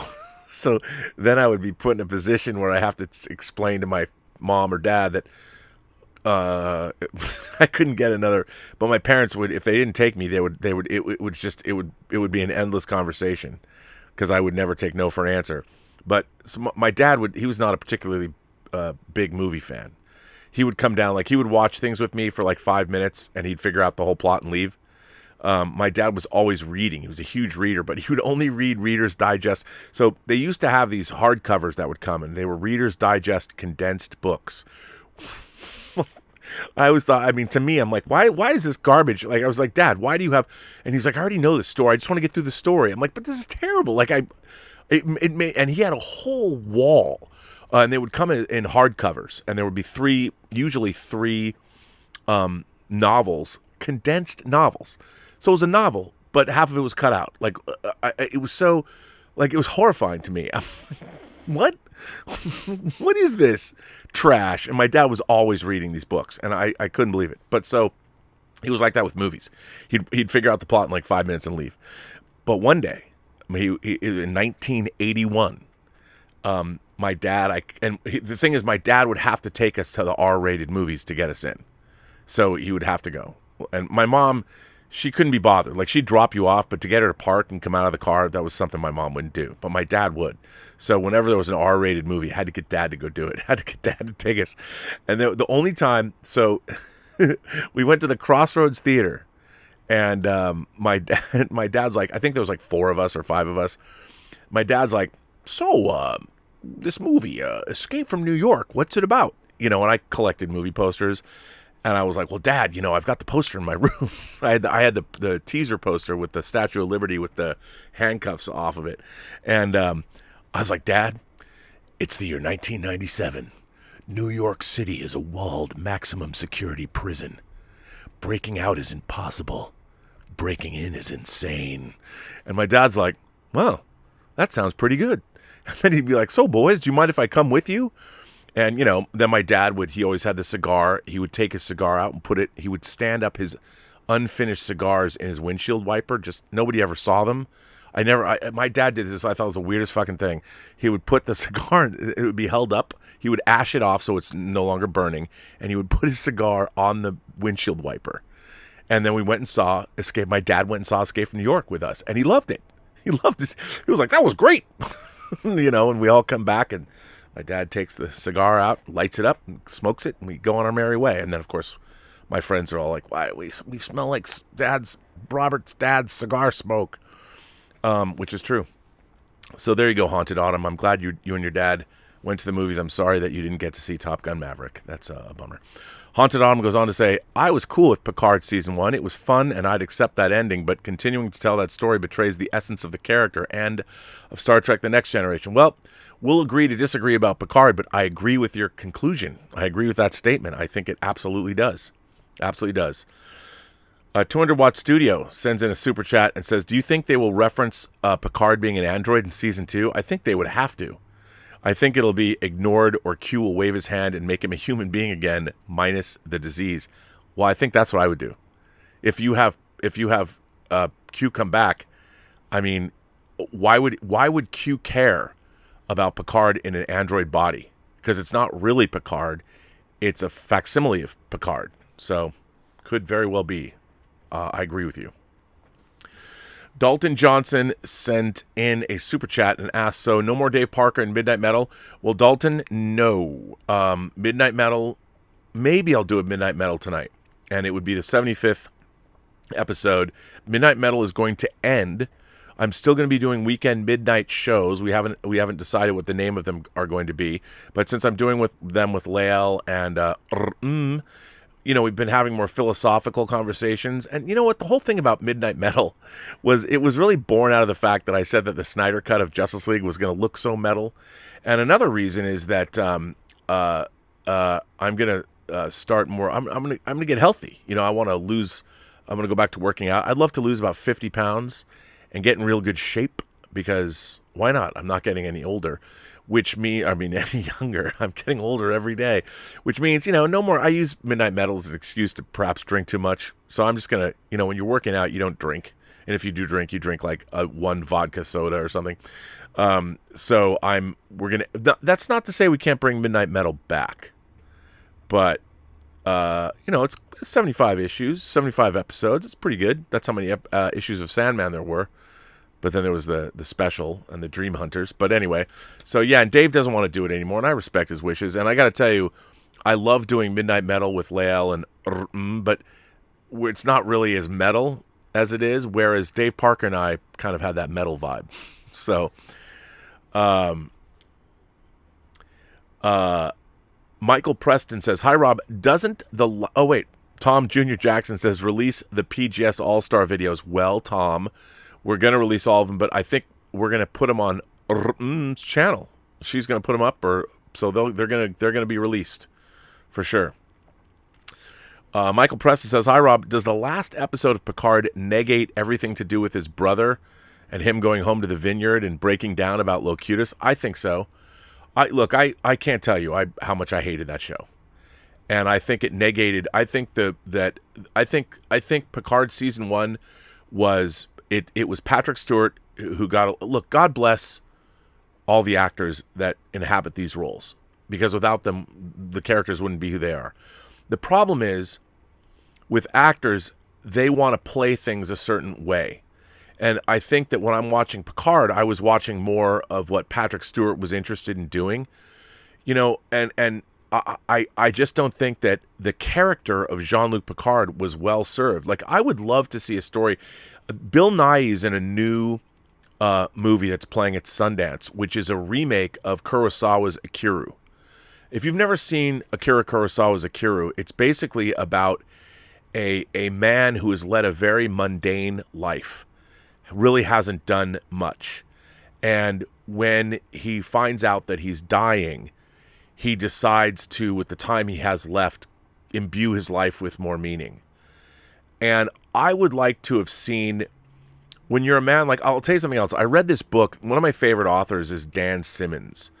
And Dan Simmons wrote like Hyperion and Fall of Hyperion. He also wrote, I've got so many of his books. He wrote a book, somebody referenced Edwin Drood in a tweet I made today, but he wrote, Drood, he wrote some great horror novels. One of my favorites, Carrion Comfort, like Carrion, like a Bert Carrion, Carrion. Children of Night. There's so many books I love of him, but he wrote a book of his called Phases of Gravity. And Phases of Gravity was about an astronaut who landed on the moon, and he was aging, and it was a character study about his life and what happens when, it's like the idea of people in high school, those are their best days. Well, what happens if you're an astronaut and the best thing you're ever going to do in your life is land on the moon? That's the greatest accomplishment you're ever going to make, and you did that when you were 30, and now you're 65 or whatever. How do you give your life meaning? with that, and it was a fascinating story. It wasn't particularly, it's not an action-packed book or anything, but it's been so long since I've read it. Maybe I should read it again. But it would have been interesting to see, rather than, I mean, I know Star Trek is an action-adventure story, but, you know, I would like to have seen a Star Trek Picard series that was more along the lines of The Inner Light, a quieter story. I'm not saying Picard has to lead a different life, but it would have been really interesting to see like an uplifting. I mean, Picard was a fucking murder show. They just straight up killed people. Icheb's eye getting torn out and killed. I mean, how many people died in that show? And the synths and the destruction of the universe. I mean, that's the people writing Star Trek are not, the stories they're writing are not Star Trek stories. When everything is an apocalypse all the time, if you go back and you look at Star Trek episodes, they were so much more interesting. That's another thing I've really hated about Star Trek since 2009. It's always some big bads. There's always some, let's blow up some planets. You know, let's have some maniacal villain that's going to blow up this or blow up that. That isn't really a Star Trek story. Like, you could do one story like that a season. But where's the introspection? Where's the philosophically or emotionally or intellectually interesting stories that Star Trek is known for telling? You know, even when somebody would do an apocalyptic story in the original series, whether it was the Doomsday Machine or whether it was the Immunity Syndrome or something like that, there was always a really interesting sci-fi bent to it all. You know, like the Immunity Syndrome, which is one of the great unsung Star Trek episodes. It's one of my favorite Star Trek episodes. It's the one with the giant space amoeba. But the idea that this 11,000-mile long organism has infected it's a virus that's infected our galaxy. That was an interesting science fiction concept. You know, it's devouring planets, you know. That was apocalyptic, but it was also interesting. And the modern Star Trek is just these generic action stories where they're trying to graft Star Trek into them. Yeah, a kid that's somehow genetically tied to the dilithium on a planet. None of that makes any sense at all. And half of what's going on in modern Star Trek is fantasy. It's not science fiction. And it's all terrible shoot-'em-up bullshit. You know, one of the things about Star Trek was the idea that they did in Measure of a Man, a second season episode of Next Generation. They talked about the fact that Data is not property. He's a sentient being. And the whole idea of synths and all that was so, first of all, their vision of synthetic life is at like a second grade level in Picard. It was so not smart and not worthy of good science fiction. I mean, it was just, anyway, I don't mean to belabor the point. So yes, Michael, I agree with you. RRTNZ says, "Hail Bob. In your opinion, what is Paul Verhoeven's best English language film? RoboCop, Basic Instinct, Total Recall, Flesh and Bone? Well, don't forget The Hollow Man." That's a tough one. Starship Troopers. What is, you know, it's tough because they're so different. You know, he was working in different genres. His best movie, well, you know, I probably would say that RoboCop is probably his best movie. I love all of his movies with the exception of, I'm not a big fan of The Hollow Man. I mean, it's okay. But I probably RoboCop, but again, I like all of his movies, and I adore Basic Instinct for what it is. You know, it's not very deep, but I like it a lot. And I also think one of Paul Verhoeven's, one of my favorite movies is one of his Dutch movies, which is called The Fourth Man, which is a precursor to Basic Instinct. As a matter of fact, if you want to have a good time at the movies, where's The Fourth Man on Blu-ray? Can somebody please put it out? Hello, Criterion, put The Fourth Man out on Blu-ray. Better yet, put it out on 4K if you can find the negative. So, there you go. 200 Watt Studio says, Boba's helmet had a gloss paint job in the films, but his Book of Boba Fett has a flat finish. It seems off. Was there a licensing reason for this change? No, I mean in the Mandalorian, you know, he got the armor, it was beat to shit. He repainted it. That was it, that in universe he repainted that armor because you know, when he found it, when he took it off of Timothy Oliphant, it was a mess. So, and I'm sure it had been the Sarlacc juices probably burned away what was left of the paint. So, but it is the reason it's flat is because of the in-universe version. Haunted Autumn says, following up on my father's love for film, one of my friends and I ran into a screening of Phantom Menace, and some motherfucker was in our third row middle seat. Hearing us complain, he turns around, and it was my father. I was never so proud. I love that. That's very funny. Good on your dad. Just a Brown Girl says, how about Midnight Meta? I love that idea. Somebody, did you throw that out earlier somewhere? I saw that. That's a good idea. Midnight Meta. Wow. I like that. Midnight Meta. Yeah, why not? Let's call it that. It's good.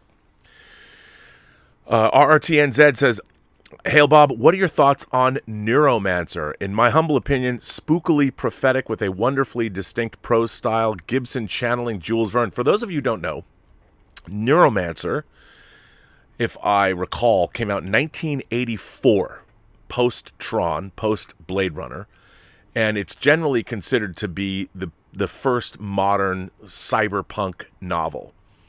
And it was written by William Gibson, who went on to write books like Count Zero and Mona Lisa Overdrive and Pattern Recognition. I mean, he became one of the great science fiction writers of the age. I mean, he inspired people like Bruce Sterling and of course Neil Stephenson, who wrote Snow Crash. You know, I think Snow Crash is way better. And Neuromancer, like you said, it's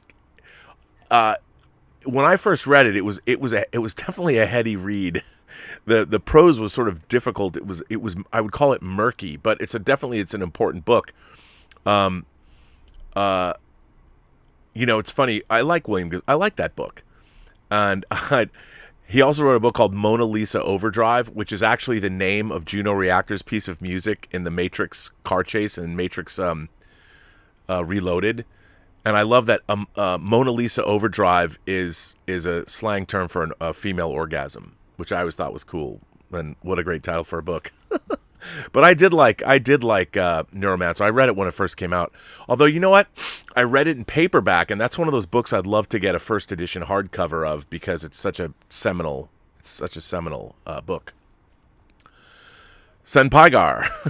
I love that. Senpaigar. That's a great name. You know, Pygar is the name of the character that John Philip Law plays in Barbarella. My dad got me the new edition of the Marvel Encyclopedia by Stephen Wycheck.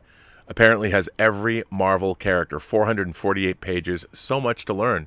I would love to get that. I do not have that. I would love to get it, though. That's cool that your dad got that for you. Good on it. Today is Dad's Day on Robservations, which is pretty cool. A 200-watt studio sends in a super chat and says, Q should berate Picard about how his optimistic future turned so murderous. Season 1 of Picard. Is this how you want the human experiment to be? I hope so. I would love that. Probably won't be that way, but it should be. By God, it should be. S-Beam, my man S-Beam, says, for the ever-growing Rob wants to make another movie fund. Thank you. Your shows are always interesting. It's always fun listening to your show. 1/6 R&B is almost done. Still need to finish that jacket. Hint, hint. You know what? I've got to send you. I'll take pictures of that jacket and send them to you. It's actually in the bathroom. I will do that. I keep forgetting. I mean to do that. Roger Green. Is it Green? Grind? You told me once and I forget. I'm sorry. Sends in a super chat and says, hey, Rob, I saw a YouTube video of Kevin Bacon's greatest movies. Was kind of surprised that Taking Chance wasn't in that. I love that movie. Gets me crying every time. Man, I saw that once. I saw Taking Chance once. You know what? Kevin Bacon where has he been? You know, he did that serial killer show. And where's he been? Has he just been hanging out with Kira Sedgwick? I mean, that's all cool and all, but playing music with his brother? I like Kevin Bacon a lot. I mean, if you think about it, he was in Animal House in 1978. Footloose, Flashdance. Footloose was in 84, you know, and he was great in things like A Few Good Men. I'm a big Kevin Bacon fan, and we need to see more. Where's Kevin Bacon? We need more of Kevin Bacon. Needs more bacon. That's what I always say. But Roger, I like that movie too. I'm taking chance. I haven't seen that in ages. Ages. I don't remember anything about it. I need to see it now because of you. And on that note, ladies and gentlemen, boys and girls, kind souls, gentle beings, however you identify across these 28 known galaxies, I think now I'm going to go watch Ozark Season 4 with the lovely Elizabeth. I want to thank everyone for being here today. What a fun show this has been. I want to thank everybody for writing letters to me. If you want to write letters to me, you can send them to me at the website, I believe we have a new domain, the PostGeekSingularity.com or the Burnettwork.com. And there's something that I wanted to talk about that is very cool on the website. Let's see. Let me see. So I'm going to the website. If you go to the Burnettwork and go to the website, the Post-Geek Singularity, there is a new feature on our website, and I need to find it, called Transmissions from the Post-Geek Singularity. And it's very, very cool. And I'm going to give you a flipboard, and I'm going to put it in the live chat. It's a new feature that is being compiled by Mike Whedon on a daily basis, and it has all kinds of various stories and stuff, and it changes all the time. And at least once a day, you're going to have all different kinds of, and it's stories about not just movies and TV shows, but music and science and various news stories, and I'll put it in the live chat. But go check it out, and it's called Transmissions from the Post-Geek Singularity. And you're going to start seeing things on the website. We're going to start ramping up things beginning February 1st, and then a lot of new features for the Burnettwork and things that are happening. We're going to step it up. So there you go. And it's pretty cool. So go check that out. I put it in the live chat. Oh, you know what? I can't put it in the live chat because it's too many characters. Damn it. Well, that's annoying. Well, if you go to the website, theburnettwork.net, or you can find it at, just go to theburnettwork.net, but go down a little bit, and there you can look at the daily transmissions. They've been up there, and it's really cool. And also the letters are now being put up on the website, so you can check it out. And hey, it's a great place to go interact, so check that out. I want to thank the moderators for being here. I want to thank, I guess, Justin Toner is here. Louise X Sparrow. I'm glad. I love when I talk about Star Trek and she's here, because she and I park our shuttlecrafts in the same shuttle bay. I don't know who else is here. Who else? Who am I missing? Oh, Justin Toner. I said that. Louise X Sparrow. Thank you for that. I appreciate you being here and all that stuff. I want to thank everybody who generously supports this channel through super chats and tips. I very much appreciate it. And memberships.